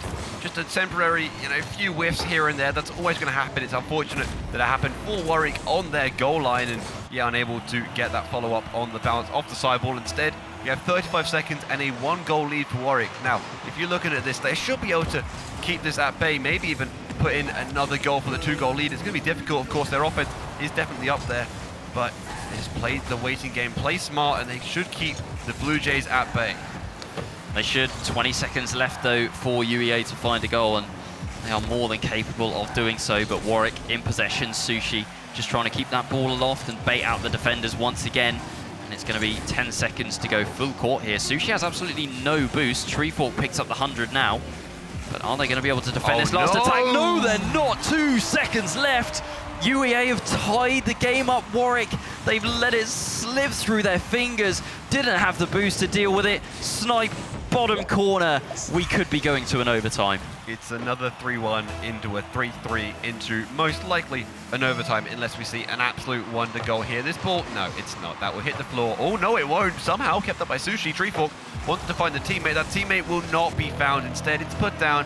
I think there was the chance for that to be taken to the other end, but instead, looking at the clock, that's just put down and easy enough. The Blue Jays, well, if they can score here, they send this series to bed and they confirm the bracket reset. Well, we've been here before. The exact same series score, the exact same game score. That time, UEA's opponents were victorious and went all the way to Game 7. Can UEA this time close out the series? They are only 1 goal away from the bracket reset here. Ant-Man in the air. He's got plenty of boost to work with as well. Never mind, he's got 0. And now he picks up the 100. Sushi off the sideball, doesn't make the touch. Treefork has to get up for it, sends it over to the left-hand side, but Ant-Man is waiting off the corner. Blocked by 2 Warwick players. Sushi trying to carry it forwards, just hanging in the midfield. Treefork has an open net to shoot at, and Treefork makes it 4-3, and it is 3-2 in the series. Huge W there for Warwick. Yet again, we're finding the only game format that Warwick can win. A 3-1 lead that they squander in the final seconds of the game, then to go to overtime to finally clutch up in a pretty nice goal. And once more, well, they'll take that. It's a 3-2 series in favor of UEA. It's not like UEA are going to walk away with this. A 4-2 win for them, I'm sure they'll be happy, but they definitely could have kept Warwick to a better scoreline, at least for the Blue Jays. Those 2 overtime wins for Warwick mean that, you know, UEA have lost 2 in a row, and they've lost both in this series. I'm sure they want to be walking away with at least some of these, and that was just another chance to close out the series that they couldn't quite convert, and maybe that gets in their head if Warwick can win this next one. The chance they had and the inability to really actually close out the series.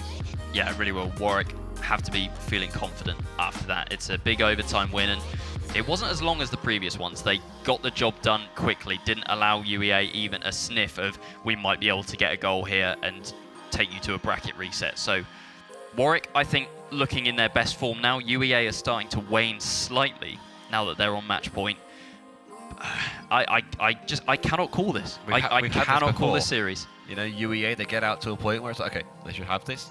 They should have this. Why aren't they having it? And they just keep fumbling it. Well, again, this is the chance. If Warwick can win this with their actual playstyle working rather than it working for some of the game, and then in the last 30 seconds it doesn't and it just stops, and then again they clutch from overtime, fair enough, they're making it work in overtime, they've got that consistency, but if they could maybe put that overtime ability into the regulation 5 minutes rather than, you know, the 40 seconds of overtime they're getting, they'd have a slightly better series score. They're only down by 1, and if they could win this game, they force Game 7, they force that ability to potentially close out the entire tournament in the last 5 minutes, but they have to worry about UEA and have to worry about this Game 6 first. Oh, they have to worry about that drop down, and Ant-Man, oh my word, Snipe, we're going to see it from his point of view as well. Off the backboard, negative angle, just puts it on a plate for Ant-Man. You could not ask for a better pass from a teammate, and UEA 1-0 up in the game early on, 15 seconds, exactly the same as the last game. That was dropped down like a deadweight. That was so impressive finding that. We're seeing, again, the same players. They're going to link up, they're going to score. It's what UEA did to win and to play so effectively against Roehampton in the previous series. If they can do it again in this one, then they'll feel very confident about their ability to close this out. Yeah, they really will. Snipe, oh, he's not going to get to that one, and Zouch immediately answers the call. 1-1 now. Early goal's been cancelled out. Zouch fires one home. If anything in this series, it seemed like Treefork, not necessarily that most offensive role. If anything, I'm seeing Sushi and Zouch, they're combining, and that's great to see. I like to see that, you know, you're getting players other than the main attacker able to be so critical, but no, this will be UEA once more. They're going to close that out. They're going to get this second goal, hopefully work through this lead. If they can just build to it, one more goal should do it. You assume Warwick, they've struggled to really get any sort of comebacks against UEA in this series. Yeah, they have, but they're finding comebacks in the game. I mean, it didn't take long for them to answer that one goal. Sushi is up. He's going to leave it for Treefork, but nothing really comes of the attack just yet. And Ant-Man with a lovely block should get back to this one as well. Forces it to the other end of the pitch. Sushi has a lot of work to do here, and he's being challenged as well, which does not help. tips that ball high into the corner. Sniper's not going to get there, but is he in the way of this tree fork onto the crossbar? Zouch caught as well. It's an open net, and Warwick are having to rush back here. Snipe can't get the touch in field. Now he does. Macca's there, bumped out of the way, and Warwick, have to say, on that counter-attack from UEA, have just about survived. Oh, that was nearly a chance. That miss from, again, that Warwick defender. If they're just missing these few, every now and again, UEA, they're going to realize they'll have the confidence to push up because they're in just a better position in the series and in the game. If they can push up, that one mistake could spell disaster. It could spell this game really being put to bed. And well, Snipe wants to put this one to bed himself instead. Doesn't want to wait for the defenders to make a mistake. No, he wants to force forward and get that goal for himself. That one's pinched towards, again, just that blue goal, but it's kept out. Eaglet Macca's into the corner. Sushi just as quickly puts it out. Sushi with that 50-50 has hit long tree fork now, trying to make something of it, but just hits a little bit too far away, a bit too close to the defense. Here is Snipe once again looking for those redirects in the midfield. Macca's to hold it up, just buy his teammates some time to get back, which they have now done so. And a half-hearted attack from Warwick there has just gone completely by the wayside. As Macca's sends it over to the left-hand side. Tree fork doesn't make the read. Sushi thankfully makes a save, but they've all committed. It's off the crossbar. Not quite there for UEA. I mean, they've already got one goal ahead of Warwick, so they don't need another one if they want to be victorious in the series, but I'm sure that 2-goal cushion is something that they would very much like to have. And if Warwick do anything in this game or the series, they come back in any way because of that miss, that may come back to bite them. I'm sure they can put this game to bed still. They're very strong. Their ability to close this out and to build on leads anyway is really remarkable. They should be getting at least 1 or 2 more with this push here, you assume. They can keep the pressure up. They can make the opponents fumble, but no, Tree Fork wants to push us out to Sushi, who wants to put it on target. That just as easily. We'll have Zouch now, gets the carry, wants to just alleviate any sort of pressure. It seems like at any opportunity, we're seeing UEA turn the pressure around, and Warwick, they really can't get anything going. Well, Sushi there in a 1v1 with that man, but immediately blocked out. Warwick trying their best on offense here. They're trying to look for each other and go for those infield passing plays, but UEA seeming to read it at every turn. And man, hitting that one long. Snipe looking for a bump. I believe that was a triple commit there from Warwick as Sushi takes a long shot and it is dealt with and into the corner over towards Equalat Macca's, who has 100 boost to his name. He's trying to force it through 2 Warwick players. Demo's one of them. And man, bit of breathing room after that demolition. Is it going to result in a goal? Not quite. Sushi able to get rid for the time being. 1 minute left on the clock though for Warwick. Otherwise we will be going to a bracket reset. That bracket reset, like you said, will favour UEA, and again that gives them an even better chance of closing it out. They're up now 3-1 with only a minute left, even less on the clock. They're in such a prime position to take this Ant-Man, just slots it down. Zouch gets the touch, but not enough power to keep it out. Instead, it's going to just dribble itself into the net off the post, and I'm sure they'll be more than happy with that, despite the fact that there was still a touch from the defender. Well, have UEA done enough now? I feel like the answer is yes. They have held on. I think it was those 2 early games that they got that really, you know, set the scene for the series. And despite Warwick trying to battle back, UEA ultimately have been the better team for longer periods of time. And we are ticking down now towards another best-of-7 series to decide this grand finals. The 2 games that Warwick won, they played really well in some of it, and then it just seemed like it was thrown away. Maybe actually that's going to be put in. Oh, it will be. Zouch gets under it. It was hard to see actually. His car was obscured from the view of Streetfort's car as it's just put down. I thought that would maybe be on its own. No, Zouch is there. He's waiting and only just gets it past Snipe as well, who was diving for that save. Well, if this is tied up, we see a 3-1 in UEA's favor, brought back to an overtime. Warwick could win their 3rd overtime and then put us in a really interesting predicament, because at Game 7, you assume that UEA is going to win that because they've seen so much more dominant in this series. But if Warwick can get to Game 7, that still says something about their ability to clutch up when it matters in overtimes in anything. That might be on target. No, Snipe easy enough there to just put it away, and the few seconds left on this clock tick down to the bracket reset. Ball surely going to drop here. It's just hovering in front of the net. And we do have a bracket reset. UEA victorious in the first series, doing everything that they needed to do. And now bracket reset time. Another best-of-7. UEA currently unbeaten on LAN in best-of-7s. Warwick's game plan just didn't work. They said they were going to take it in the first series. It hasn't happened. Where do they go from here? It's tough, you know. I'm sure Coach Tadpole had something planned, and you know, they had that attitude. They were very willing to be allowed to cheer, to give each other high fives, to hype the crowd up. But they had very few opportunities to do that because they just weren't able to score. They weren't able to put nearly as much on the field, on the board.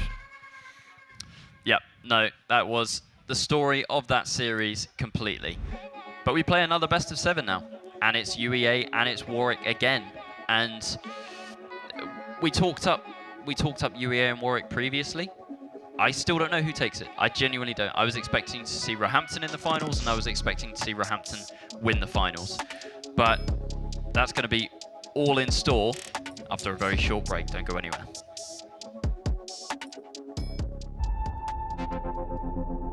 What is that? It's cutting edge VR, Flynn. It looks like it's something from the future, you know?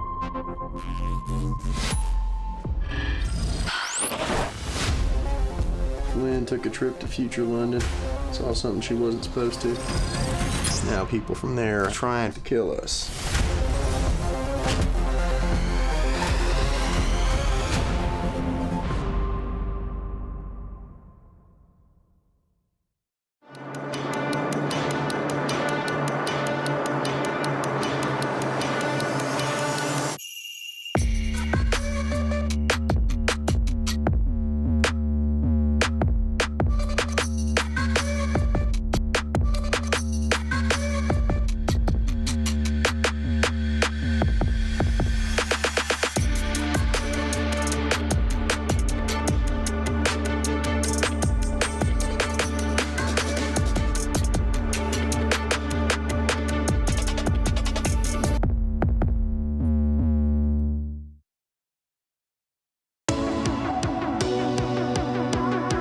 I've travelled a lot. I've been in Sweden, I've been in Denmark, and I've seen the esports programs they have there. But here at Confetti, it's night and day in terms of what the students are getting. This is by far at the front of the list for learning esports, progressing into working in esports, which is a gap I've never seen bridged.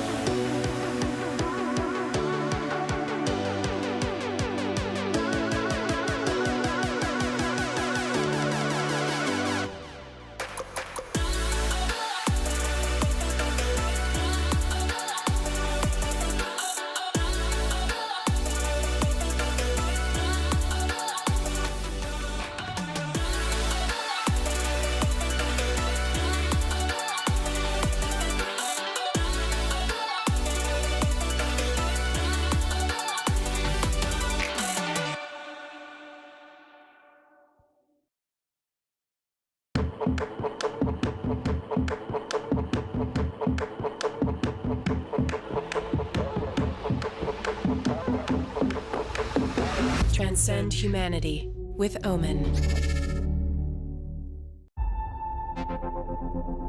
What is that? It's cutting edge VR, Flynn. It looks like it's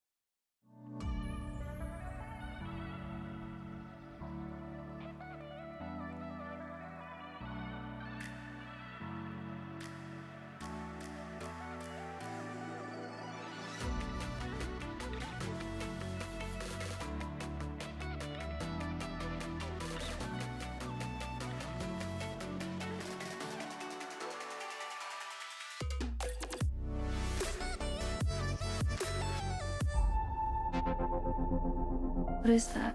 It's cutting edge VR, Flynn. It looks like it's something from the future, you know?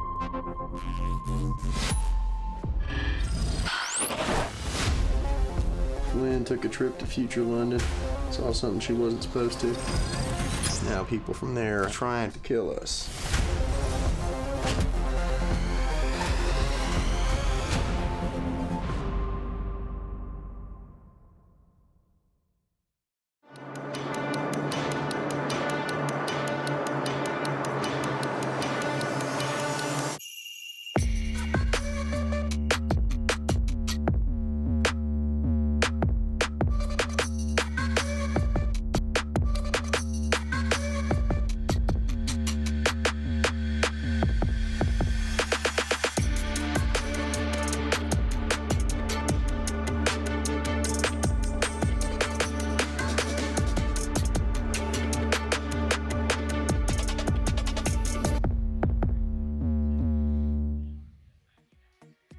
Welcome back, everybody, to the Newell Live Grand Finals here at the Confetti X Arena, and we are one series away from finding out who will be crowned champions in Rocket League. Is it going to be Warwick Williams Resolve, or will it be UEA Blue Jays? Well, the Blue Jays, they've won 2 series in a row. They managed to clutch up denying the attempt at the best of 7 reverse sweep by Roehampton, and then taking down Warwick Williams Resolve to force the bracket reset in a 4-2 fashion. They've seemed very dominant today, but it's just about making sure they keep up that pressure. Of course, Warwick, we know they've got game plans they weren't quite able to execute. Maybe it was due to UEA. They had played against Roehampton. They had that in-game, in-series experience, that warm-up. That first game or two, it seemed to get a bit ahead of them. And then Warwick, they couldn't quite fight back. They seemed pretty competent in the second half of the series, but the inability to just close out and add those few more games instead meant that UE, they could run away with it.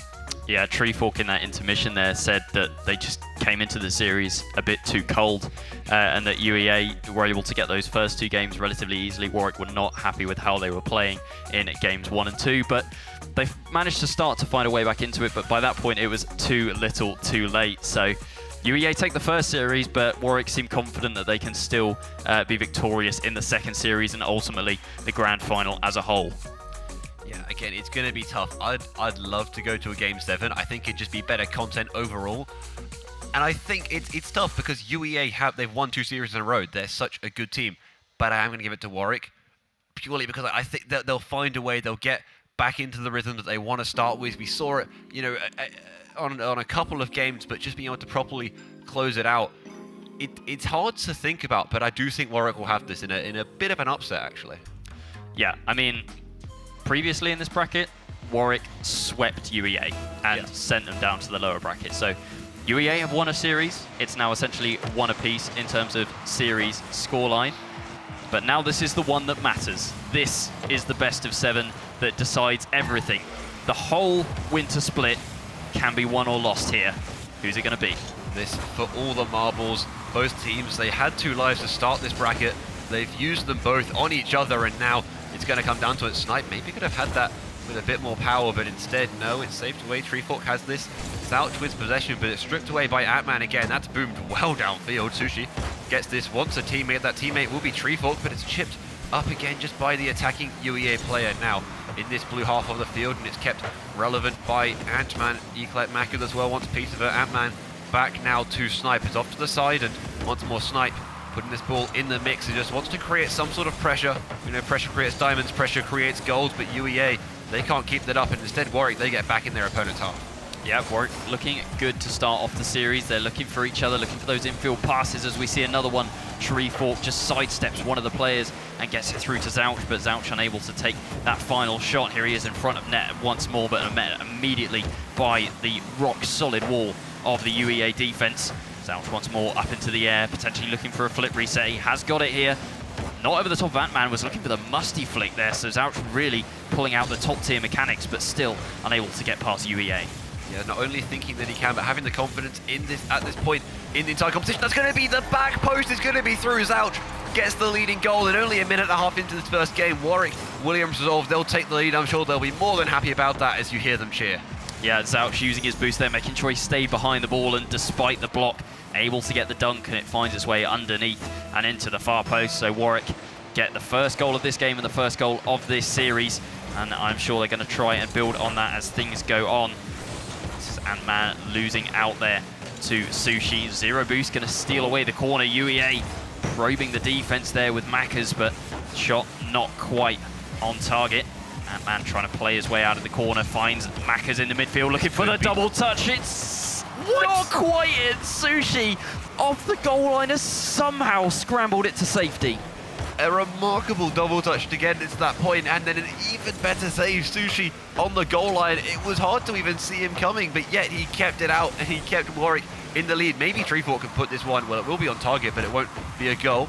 Still again though, we're going to see Zouch and Sushi. They can combine to just put this once more into the opponent's third, and well, Sushi with a touch that Eclat Mackers can easily enough intercepts. Treefork again gets to 50, and that's a nice demo on Snipe. Temporary 2-on-3. Sushi infield pass. Sushi and Zouch, they've connected for so many infield attempts, and that one won't quite turn into a goal, but it will still turn into pressure. Eclat Mackers wants to put it down the other end of the field, and again a nice clear from Zouch. We're sitting just back into a bit more of ping pong as they want to wait for the right time to strike.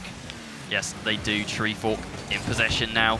Into the corner, gets into the middle as well, and Zouch, you could see there with the pre-flip, was more than ready to take that shot. Warwick seemed to be much more on the same wavelength than they were in the previous series, and UEA haven't started out as strongly either, so I think I can definitely believe what Treefork was saying, that UEA, hot off that victory against Roehampton in the previous series, looked like the favourites early on, but now Warwick, they're warmed up, they're showing why they made it to this grand final without dropping a series, and they're also showing why they were able to sweep UEA out of the bracket in the first place.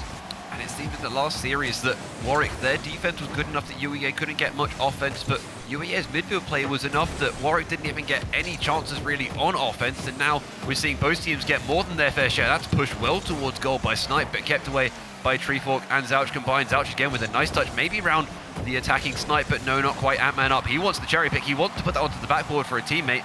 Won't be the case, and again, Eclat Mackers gets the touch. Oh my goodness, so many players combined, all three from Warwick. They have to be involved in that just to clear it out, clear the lines and get rid of some sort of pressure. They're still forced on the back foot. It's going to be difficult to work out. Eclat Mackers, he's absolutely toyed with on the midfield line, and maybe, just maybe, Warwick Williams resolve. They've got this counter-attack. No, not quite. They're looking for that second goal, but UEA, they want to tie it up. Less than a minute on the clock now for UEA to show us what they're made of in this second series. Still yet to find a goal, as a demolition onto Ant-Man should completely stunt the attack that is incoming from UEA. But here is Ant-Man with a shot, dropping it down. It's under Tree Fork, and is also completely bamboozled the defense. No! And Snipe has managed to tuck it in at the near post. It was the bouncing shot from Ant-Man here. Sushi couldn't get up for it. Zouch was backwards, couldn't make the touch, and chaos for Warwick on defense has meant that UEA have found a way back in game one.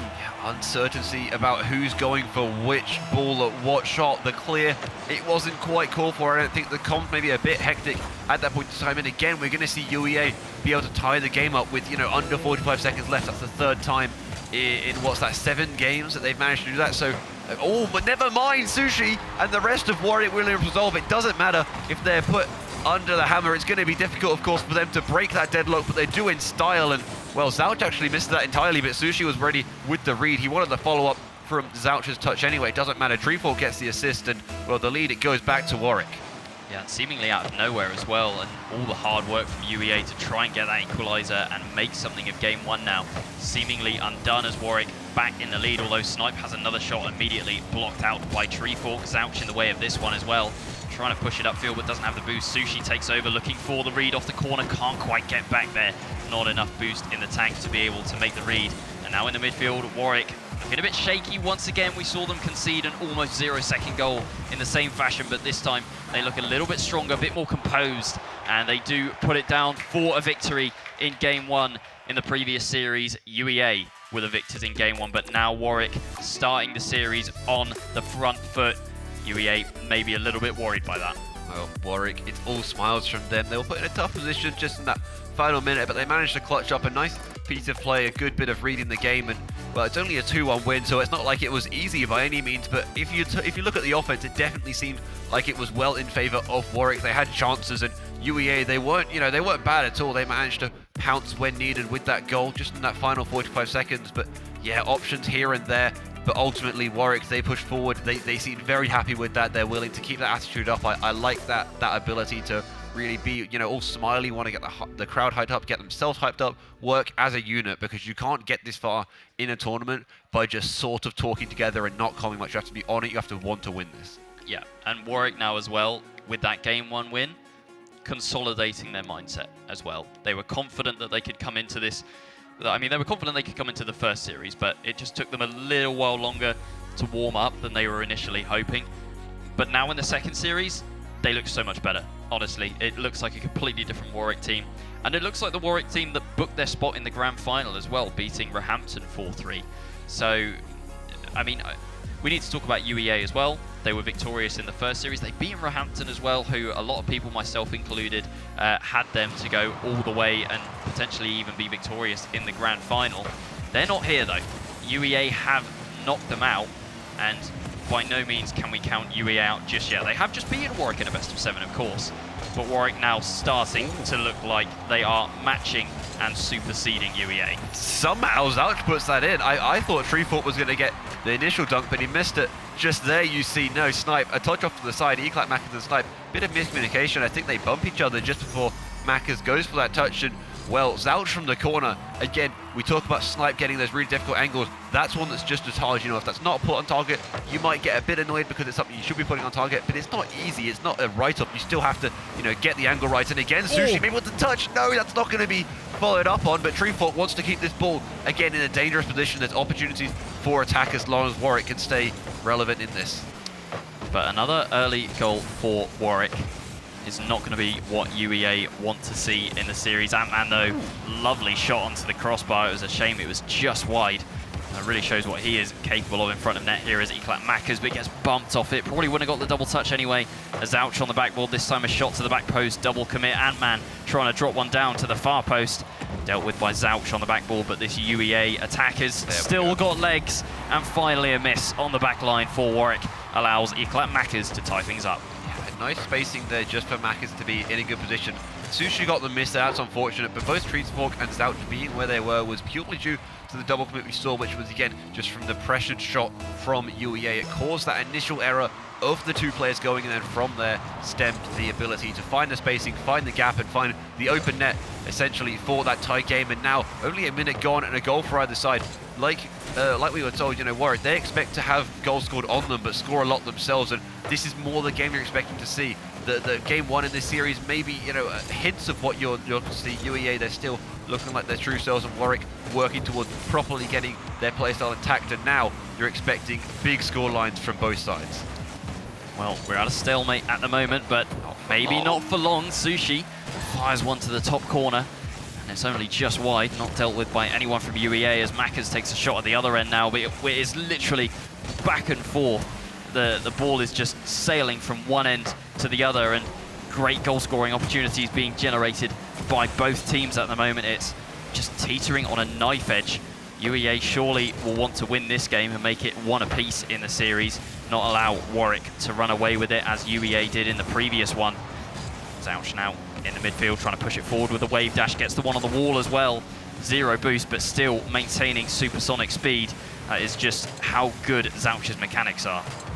Zouch is such a key player to threading the infield passes, to either receiving, giving them, or just being in a position to make sure that the offense flows. You've got to look for those boost steals, those passes, those bumps, anything that means that Sushi and Treefort combined can be such critical parts of the offense, and Zouch is just that key factor. Treefort in other series, not necessarily today, we're seeing a much bigger share of it towards all three players. Treefort's normally that attacker, you see Sushi playing a more defensive, more conservative role, but no, they've switched it up today. Maybe it's just because of their opponents, maybe it's just how they're feeling on the day, but they're doing something different, and it's working for them, at least in this series, because they won the first game, they managed to clutch it up towards the death, and now again, if they can just get this, like you said, if they pull away to that 2-0, it's going to be really hard for UEA to counter it.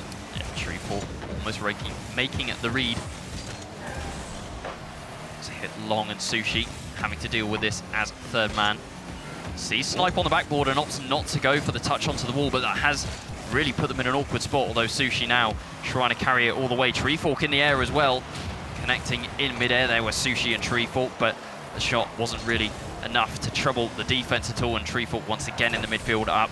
I feel like Treefort's aerial ability is one of his defining characteristics. He seems to be so confident in the air and can literally put the ball wherever he desires. For sure, and not only does that benefit him, of course, and his skill set, but the entire team, and that ability, that fear factor. We looked at the last series, you had Yotam, the player you want to look out for. Treefort, at least when it goes to the aerial, you know that he will go up. The ball's touched even just a fraction of a millimeter up in the air in that play, and he was immediately up. He knew where he had to be, and he could put that in a position that made it so impossible for the opponents to even think about challenging, and so easy for his teammates to find accessible. And that actually chipped over everyone. E-clap Mackers.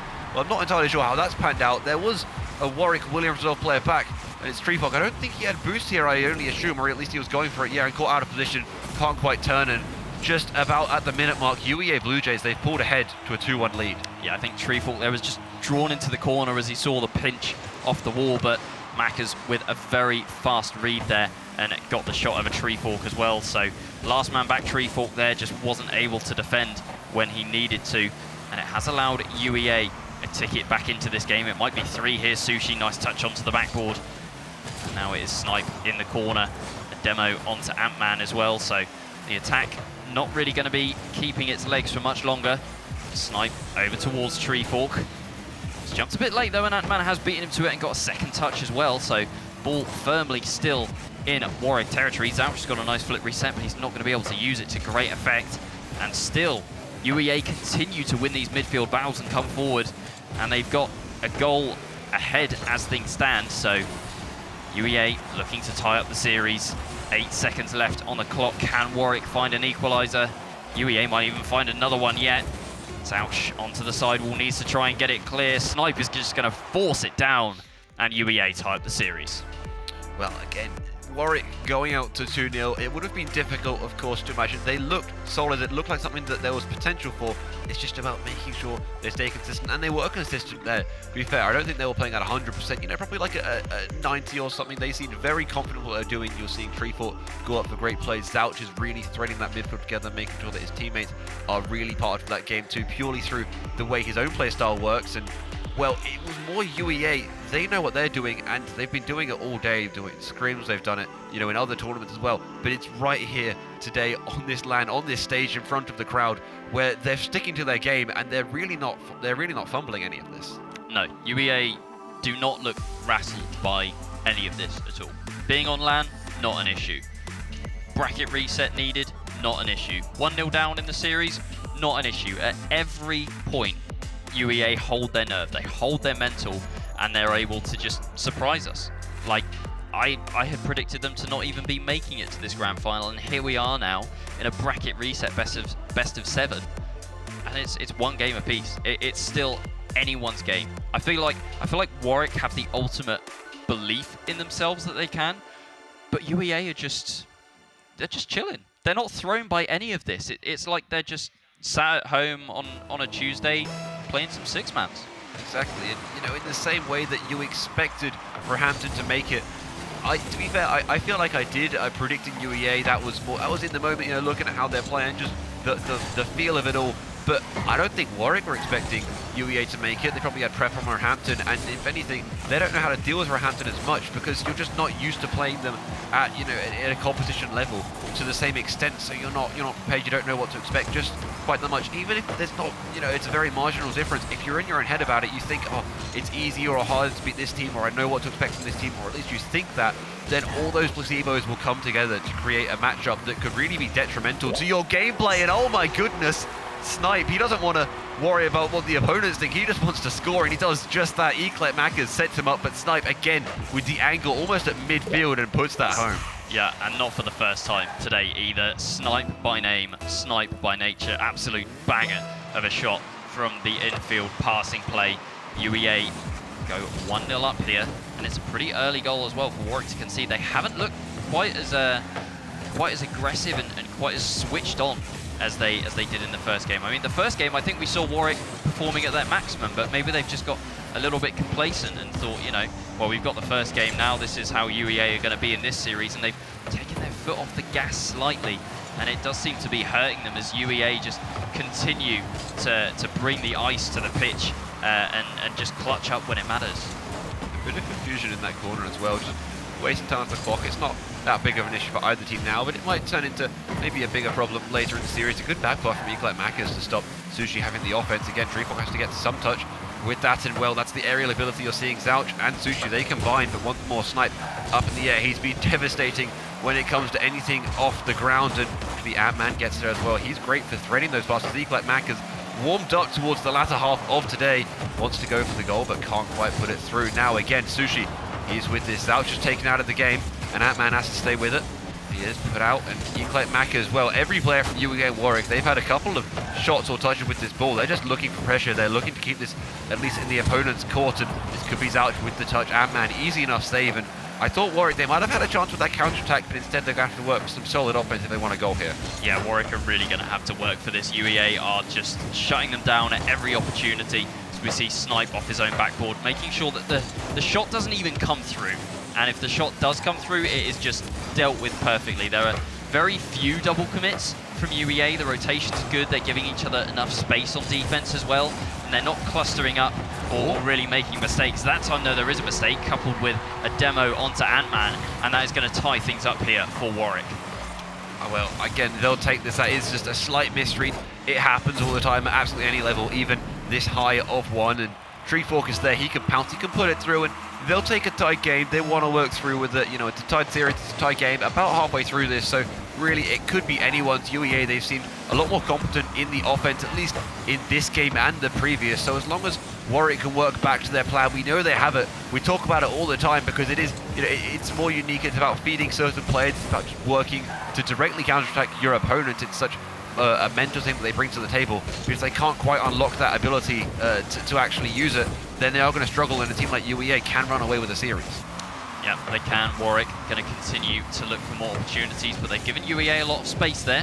Zouch has to work it back all the way to his own backboard in the corner and try and get it over the top of Mackers. Does not get the flick. Sushi takes over. 1v1 versus Ant-Man. Treefog now hits it onto the backboard. Mackers already there and waiting. Gets the flick over Zouch, but it's just about blocked by the top of that Fennec from Zouch. And man, over to the left-hand side, Treefork just going to hit it straight up and straight down, but Mackers could go all the way here through the middle. There was definitely a gap opening up, and Warwick were able to close it just in the nick of time. Zouch trying to go over the top, Sushi into the air looking for the double touch, and does get it. It's an absolute belter as well. The power he generates there is crazy. And oh my I thought that was going to be an own goal. Hit the cross net, didn't it? And it was quite close, but no cigar. Oh, quite. Sushi still puts it in a good position for Zouch. He wants to pass to Treefork, who can put it through with that top left corner. That even if that isn't the game-winning goal, it's such a great go-ahead one. Sushi doesn't want to look for the shot. No, he wants it off the side. He knows there's a teammate there. And then in turn, Zouch knows there's a Treefork waiting. Treefork, not only does he wait, but he strikes with such precision. And it's put where no defender can reach. A great way to take the lead here. Yeah, Treefork just slaps it into the top left-hand corner there. Here he comes again, trying to catch the ball instead of using his flip. Just trying to play a game of chicken with the defense. Speaking of defense, it's now Warwick on the back line. They've got 1 minute left to try and consolidate this lead into a game win and it go ahead in the series here once more. And Mando with the shot, Treefork just about makes it. Had to put it onto his own backboard and it very nearly found its way into the net. Snipe with a flip reset. Sushi's had to send it high. They all have absolutely zero boost on the side of Warwick. Treefork trying to get it clear to that left-hand side. Sushi, musty flick, very nice from Sushi, but not quite enough power to get over the top of Snipe. Only 25 seconds left, this could be it. Sushi just needs one touch, even if he can't get to a teammate. It's all about wasting time, it's all about burning off the clock. Zouch with it, oh no, oh no, Zouch, that could have been disastrous. He waits patiently, he doesn't put that into his own net. Only just though, and well, the final seconds tick off. UEA have still got a chance on this counter-attack. It will be Eaglet Mackers, but no, it's kept out of the way. Yeah, Warwick looking a little bit shaky in these tense moments. I mean, double commits coming through quite a bit. We saw that. I mean, they conceded a 0-second goal in the previous series to that just kind of chaos. They just seem to maybe lose their nerve slightly in those tense moments, and I really hope it doesn't, for their sake at least, it doesn't cost them again. But they have managed to consolidate that lead that they had into a game win, and they go 2-1 up in the series now. And when UEA went 2 up in the series, they didn't really look that much like stopping. Warwick were able to battle back, but ultimately 2 games, those first 2 games that UEA won were enough to be able to secure them victory, at least in the first series. More looking at this as, you know, the series as a whole. If there's any series that have started looking at the first 3 games that could go to best of 7, this is it. You know, you want, of course you want the Champions Field. We got one in the Roehampton UEA game. The last one, it went to game 6, but it seemed very much weighted in UEA's favor. This is truly a battle of 2 giants. At this point, I couldn't tell you. I thought Warwick would have it, and they have very much a great offense, but UEA, they've got pressure, they're keeping it up, and they're still having chances. They've won a game, they could work with it still, and I have no doubt this will go to at least 6 in my head. Hopefully 7, though. Yeah, I think you're absolutely right with that. I mean, we didn't get a game 7 in the first series, but I think that's because UEA just were a bit warmer than Warwick were and were able to get an early lead. Oh my word. What? Mackers. 1v1 God.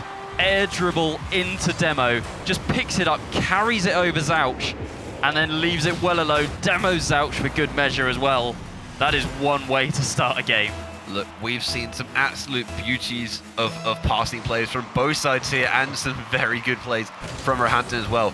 But that's one of the best goals in the tournament, purely because of the stakes surrounding it and just the fluency to fly into that aerial again. It's going to give them the lead, and only a few seconds into this 4th game. Now Sushi wants to clear. He wants to try and just relieve some of the pressure. That will be, and man has to get a touch to it.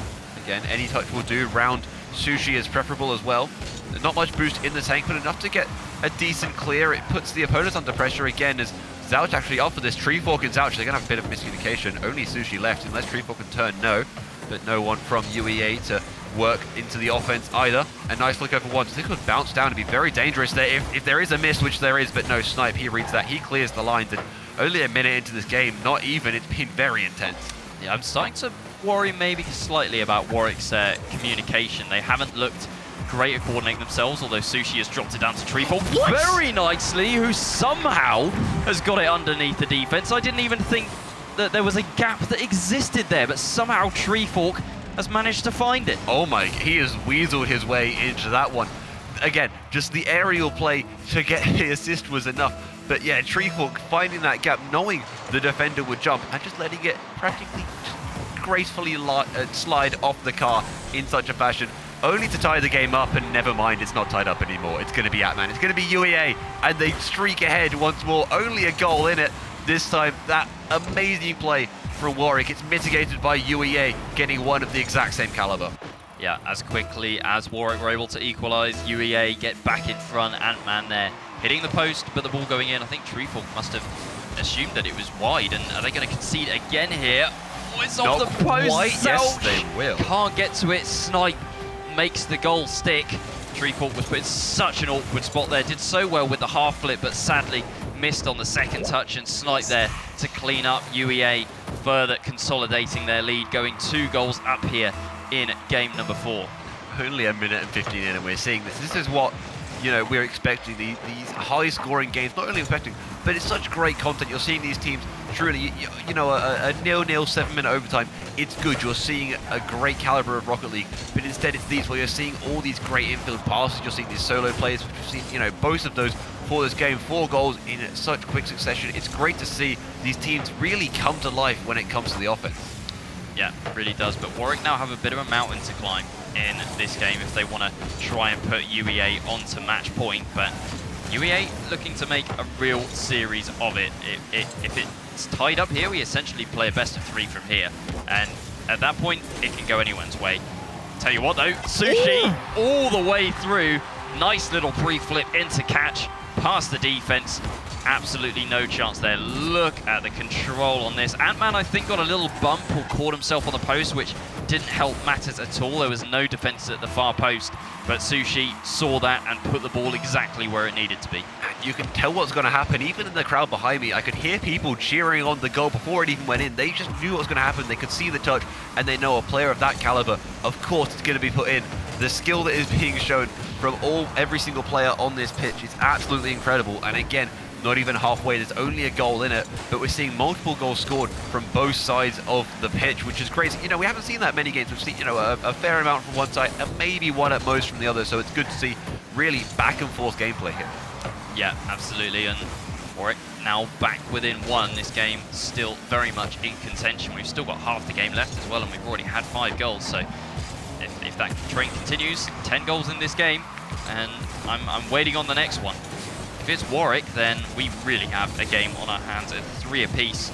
Would it stay at stalemate? Would we get another overtime? I think that could be a real deciding point in the series if we have another overtime, if not in this game, maybe the next, because these overtimes, especially on LAN, that's where the confidence comes in. You know, it's 1 goal and it's a hype moment. You feel that adrenaline rush and you can, you know, high five, fist bump your teammates next to you. Let's go, we've got this. And I think that's exactly what could happen if we go back to a stalemate here. Yeah, I think actually in the same vein though, if you lose an overtime or a tough game or series, you see your teammates get deflated, you have to bring them back up. You have to play as a unit because you're winning as a unit, of course, and that's what we've seen these players do on the pitch. And to be fair, we're seeing and hearing Warwick do it as well. I'm sure UEA are as well. I can't see them from exactly where I'm sat, but they seem confident. Of course they are. They were so good against Roehampton. They've been so good against Warwick. There's no reason UEA shouldn't be thinking they're going to win this. If they can win this game, which I think they'd be more dominant in, then you assume they can go on to at least be in a very solid position for the rest of the series, having momentum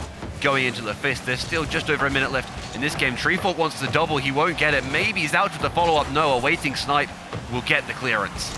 I think Warwick's offense this game has looked as good as it has all series long, and UEA's defense as well is rising up to match it. They're just not able to break through. It is so solid. I don't think I've seen a better defense in University Rocket League in quite some time. Like, I would say the main thing is the rotations. They give each other space. There's rarely double commits like that. And that wasn't a double commit. That was 2 players going, definitely. That was a bit of a mistake. More on the offense though. But I think my point still stands. UEA's defense looks pretty impenetrable, to be honest. Oh yeah, definitely. They, if anything, they force mistakes, or even not just mistakes, but just slight issues with the offense, and then from that they can counterattack, whether it's to get the goal or just to boom it out clear, reset their lines, get the boost, get their rotations properly back in a comfortable position. And well, less than 10 seconds left here. If Warwick want a chance to really pull ahead in this series, they need to score almost instantaneously. It's off to the side, and Zouch can't get it. Instead, oh, it's boomed downfield. This should just be dropped. Eclat Mac as well. He started off the game even in hot fashion with the edge of a bump, and once more to the air, to the floor the ball goes. This series is tied up at 2-2, and I don't know where we're going to go next.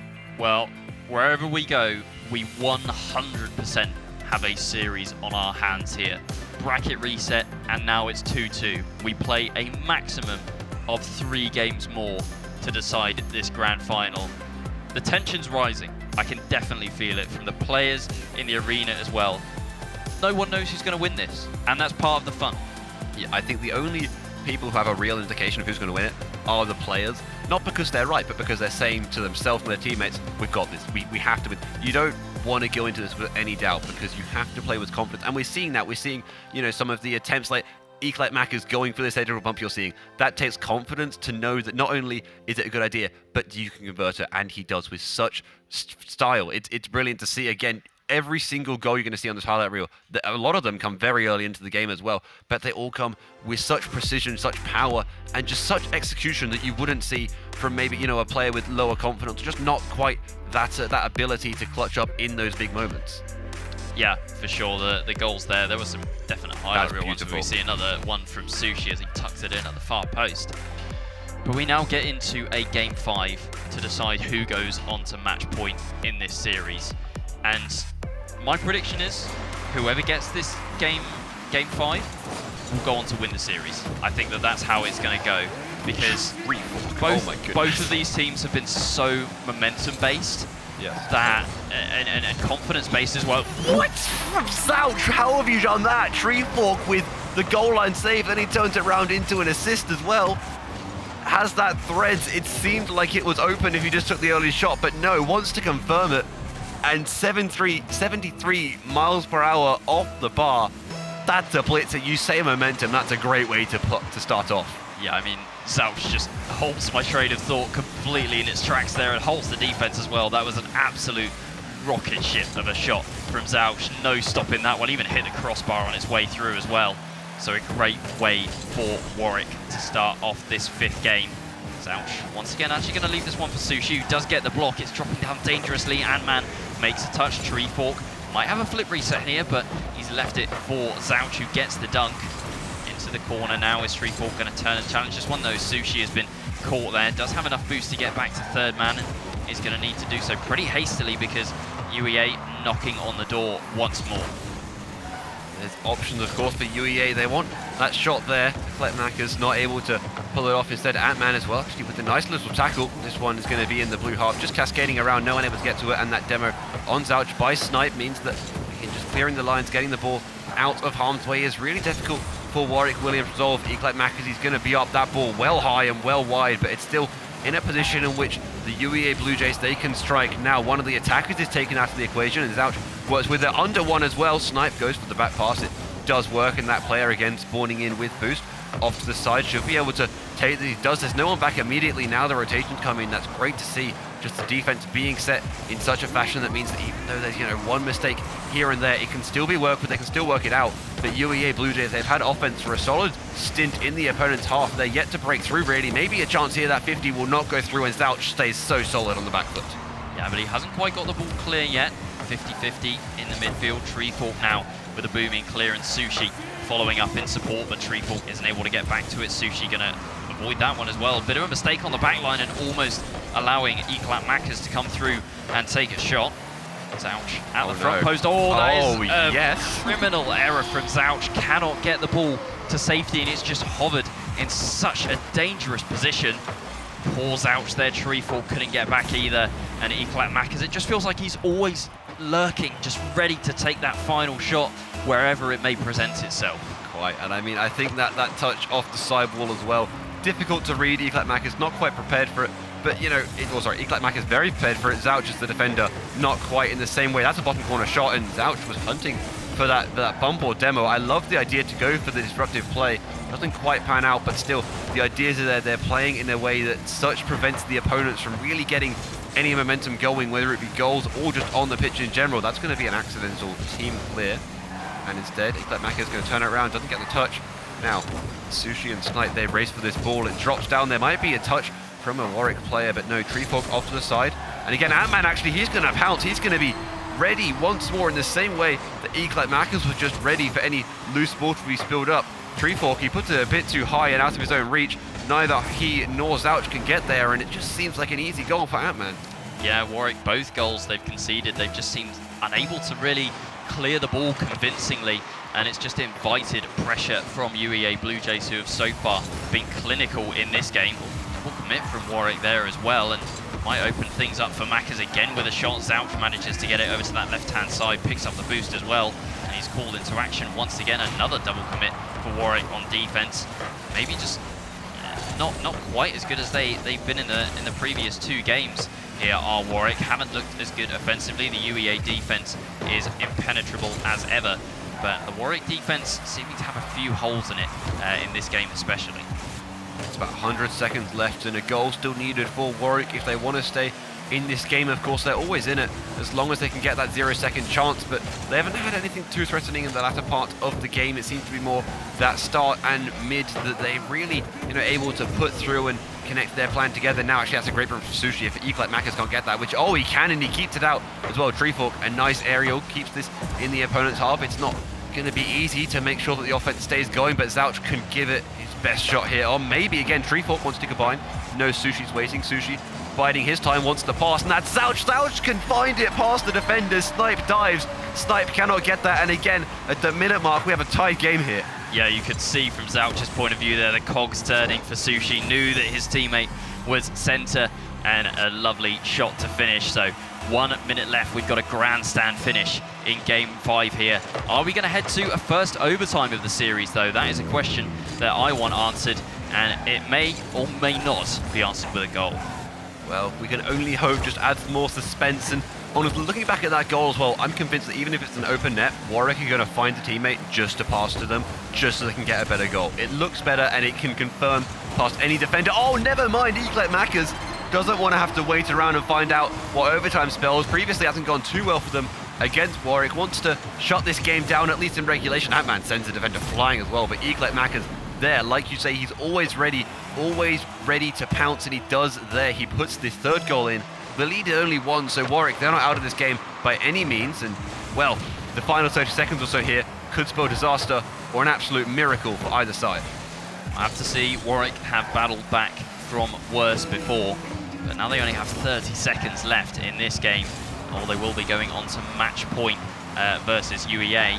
And UEA, they haven't been exceptional at converting match points. It took them all 7 games to do it versus Roehampton, and they gave up a few to Warwick as well on their way to victory in the bracket reset. Makas, does he have the angle here? Not quite. Ant-Man might though. Treefork backwards, but manages to get the block. Makas just sending it into his own half, trying to confuse Warwick on the back line, and Ant-Man sends it down. UEA onto match point in the series. We could be going on to our last game of the grand final.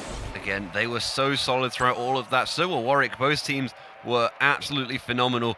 This is really what it comes down to. This might not be the last game, but Warwick are the deciding factor in that UEA. We've seen what they can do, and they're doing it time and time again. They're setting a bar and then raising it almost every single game, it seems.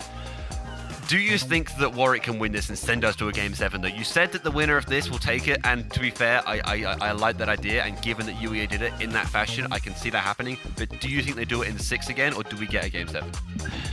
It's so hard to say. I mean, we've now seen a total of, what, 12 games between both of these teams? Yes. And if you ask me the question, who's been better? I don't have an answer. Yeah. Warwick have looked better in some games. UEA have looked better in other games. I cannot physically say that one team is going to win. Both teams, however, are worthy winners. That much is true, because they put on such a performance here, so much entertaining Rocket League, that either team really is a victory. But man, UEA, can they do it? Can they pull it off at the first opportunity, or is it going to go all the way to Game 7 again? I don't know. I don't know, Orksy. Look, I'm going to say, again, this is mainly me hoping. I want Warwick to win this game. I want the Game 7. The Game 7 is an entirely different matter, but I want Warwick to do this. If you take the Warwick we've had in this series versus the UEA of last series, Warwick sweep in my mind. If you take the UEA of this series versus the Warwick of last series, UEA sweep. They've elevated their game. It seems every 10, 15 minutes, they're reaching a new gear. Most have 5 or 6. These cars they're in, these Fenix, these Octanes, they seem to have at least 3 digits worth of gears, and they're still finding more. Every single time they're talking with coaches now, you can tell they've got game plans formulating. They have strategies that are going to work. They're counter-strateging their opponents to such great finesse as well. And this is really coming down to the wire, like you say, a deserved winner. For Warwick to make it all this way, they had that second chance. They're on it now. If they can still pull through, they deserve to win. But if UEA can run the gauntlet today against the team that's expected to win it all, and then get the bracket reset, and then again get the third in a row, it's such a difficult task to imagine. I'm sure at the start of this day, they had the confidence. Of course, you don't come into a LAN thinking, we're going to lose. They want to have that confidence. But the confidence saying it out loud and then truly feeling it and executing on it are so different things. Yeah. I mean, looking at both teams now, they both look calm, they both look focused, and they both look absolutely determined to win. Sushi's definitely enjoying himself down there. Give us a wave, Sushi. He can't hear me. Can't hear us. Anyway. Hopeless. Oh, wait. Hey! Yeah, hello. They see us now. Sushi, but the tension now returns as we get back into Game 6. And it could be the last game of these two best of 7s. UEA win, that is it. They will beat crowned Newell Rocket League champions. If Warwick take this game, then we will go all the way to a Game 7 and one last game to decide it. Both teams know what's on the line. There's money, there's bragging rights, there's a trophy. What more could you ask for? Well, that goal to be turned away, actually. That's exactly what Warwick fans want. They want to force this Game 7, and they need goals very soon for that to happen. Treefork out. There's a teammate there, but that teammate will be Zouch, cut off by Snipe instead. The pass, that's Sushi booming it downfield. Easy enough, again, just to put this towards that blue net. Sushi off to the side, Eclat Mackers. That shot is well high. Treefork stays with it. Swerving left and right, gets the flick over one, just needs to beat a second, put his team in a great position, not quite able to get it around Snipe, and instead, again, this is just pinging off the sideball. There's an opportunity. No, that opportunity from Zouch turned away. Yeah, you can already tell that this game has a different feel about it. The pace is high. Neither team wants to make a mistake. Rotations look clean. Comms look good. This is both teams now playing at their absolute maximum under pressure. Zouch onto the backboard. Where is Treefork? Stayed grounded. He's going to go for it this time. Gets a flip reset, but he's invited Snipe to take away possession. Zouch in the corner now, booms along, looking for Sushi. Treefork trying to get that deft touch to redirect it onto net. Sushi's been a little bit caught out there, pushed a little bit too high up. Has 50 boost in the tank, so should be able to rotate, and Treefork trying to get it centered towards Sushi. Sushi now takes over in the corner, takes away that 100 boost as well, but the ball forced all the way into the midfield line. It's going to bounce up, and Zouch is going to get there first. Warwick winning most of the races to the ball so far, but there haven't really been any clear-cut opportunities as things stand. This seems like it's going to be a one-goal game, which is absolutely insane to think about given the caliber of these teams' offenses, but it also speaks volumes about how good their defenses are. They're keeping out almost everything. Well, in this scenario, for the first 2 minutes, absolutely everything's thrown at them, and even then, they're stopping it at the midfield line for both teams, not letting many shots get off at all. Sushi with the shot downfield. Eclat Mack is right back at him, and actually, that's going to go all the way in. A bit of a smoke screen. It was harder to see where that ball went, but as it trailed towards the goal, that just made it a bit harder for the defender to actually get a grip of that. And was there anyone back at all? No, there wasn't. The demo and Zouch racing back. Well, Eclat Mackers, a great way to start that off, and UEA, they'll take the lead. Yeah, I hate pointing fingers, but Sushi there just missing the clear. It was quite an easy one on the half volley, just had to get it over the top of Mackers, but couldn't quite get the touch that he was after. Sushi now at the other end taking a shot, but Warwick are a goal down here. They need to try and get the momentum back quickly. They cannot allow UEA to run rings around them, because if UEA get a second one, this series could start to be all but over. Snipe with a flip reset. He's gone under one. Can he go round Zouch? It's almost gone in. It's just off the post. Ant-Man continuing the attack here. It's off the ceiling. Sushi makes contact, but only just. Mackers now up in the midfield. The pace is so fast. Aerials left, right, and center, and 50-50s happening all over the pitch. Yeah, there's pressure, it's unrelenting, but from both sides at the same time, it feels even if you're on offense, you make a single mistake and it will be turned right back around and put in your face. Snipe now with this ball has to slalom around a few players. Sushi wants to shut that down almost immediately, has this ball, but it won't be his for long. Instead, Zouch stays with it. That's going to be chipped well high, and Treefork not there to be that third player to dive in. Instead, actually puts that towards his own net. Oh no, that will be Sushi. Easy enough for him to stop the Ant-Man attack, but that doesn't mean that the offense is all over for UEA. Well, here come Warwick. Zouch is going to try and get the 50-50. It's going to bounce up high off the ceiling.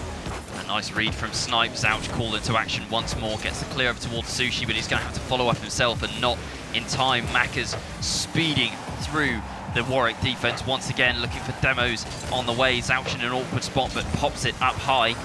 Macca's once again straight up, straight down towards Snipe, but they bump each other out of the air here. Treefork over towards Sushi. Might try and take the shot. Instead, it's Zouch. The shot didn't really have enough venom behind it to be able to trouble the defense, and somehow already 1 minute left on the clock. UEA trying to consolidate their lead, but Warwick, they need to try and find a goal immediately, otherwise that will be it. The grand final will go in the favor of UEA.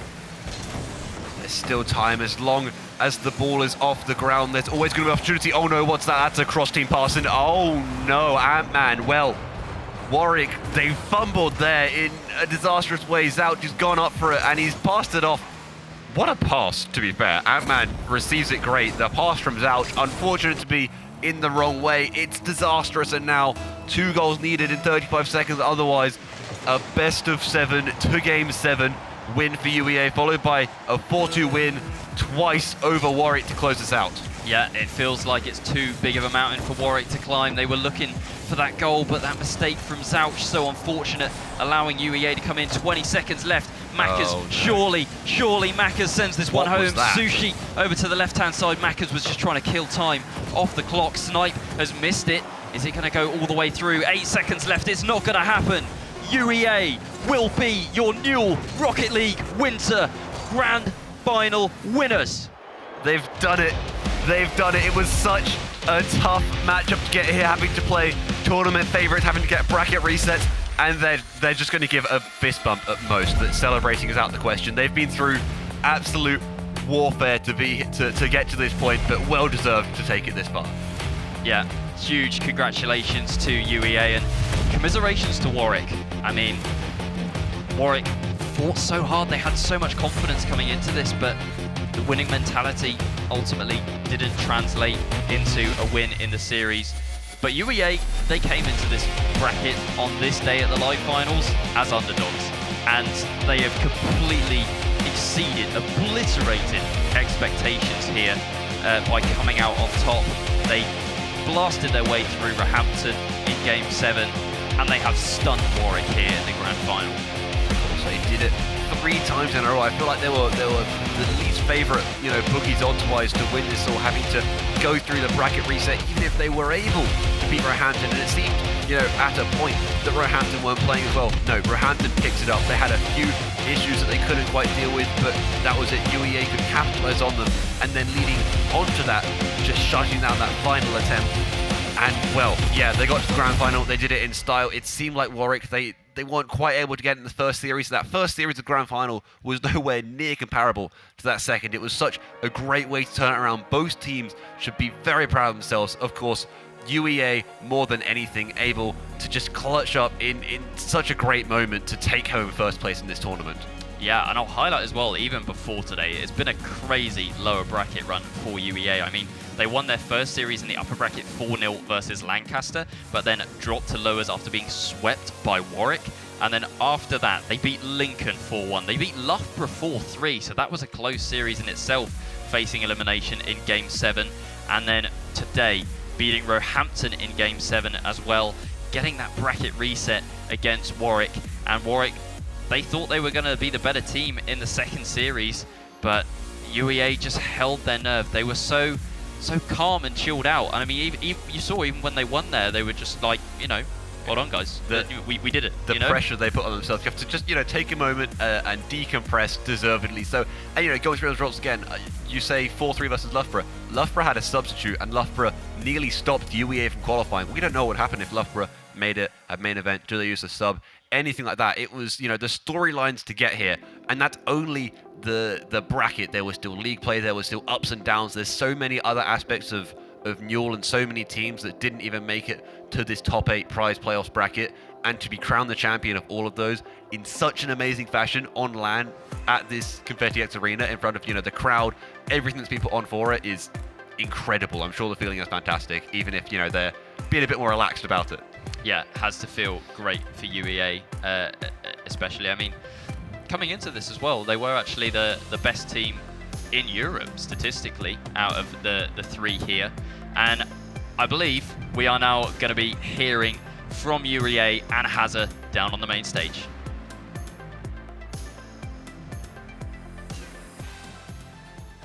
So there we have it, our winners of the Amazon University Esports UK and Ireland Winter Finals. They made their way through the lower bracket. They took revenge. The angry beasts from the Anglian East, UEA Blue Jays.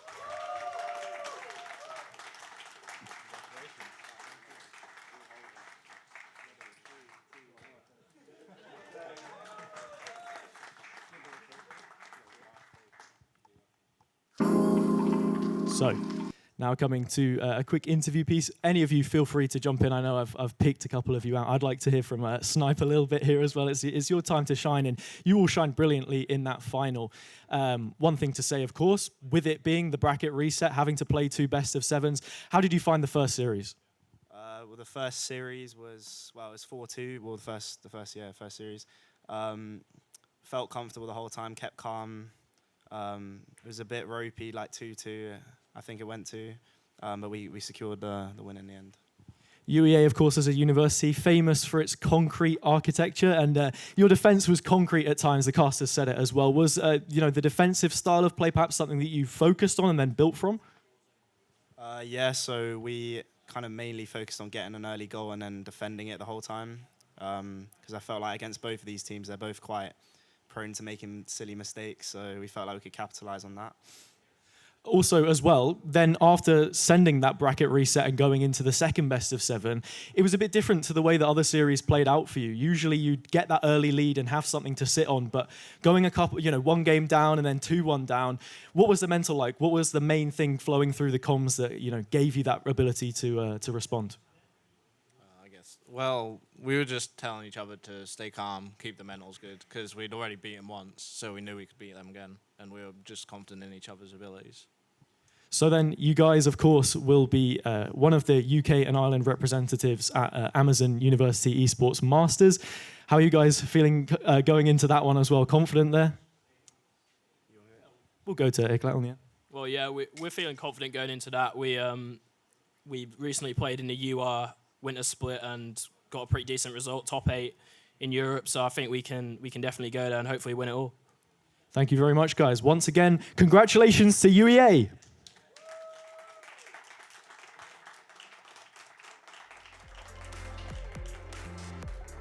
So that is it here for day 1 at the Amazon University Esports UK and Ireland Winter Finals. That has been Rocket League, but we do have more coming up for you, of course. Once again, this tournament is supported by Prime Student and Omen, so thanks for their support in making all of this possible. I have been your host for today, Hazza. I will see you all tomorrow with Valorant and League of Legends.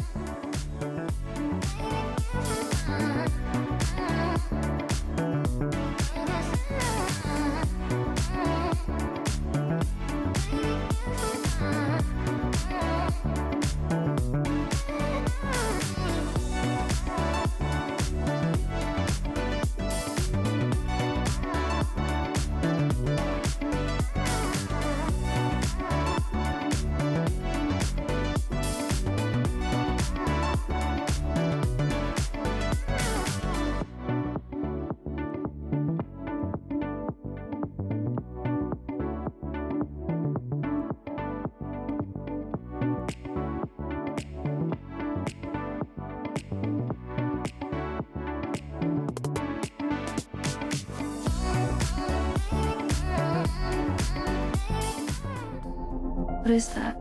It's cutting edge VR, Flynn. It looks like it's something from the future, you know?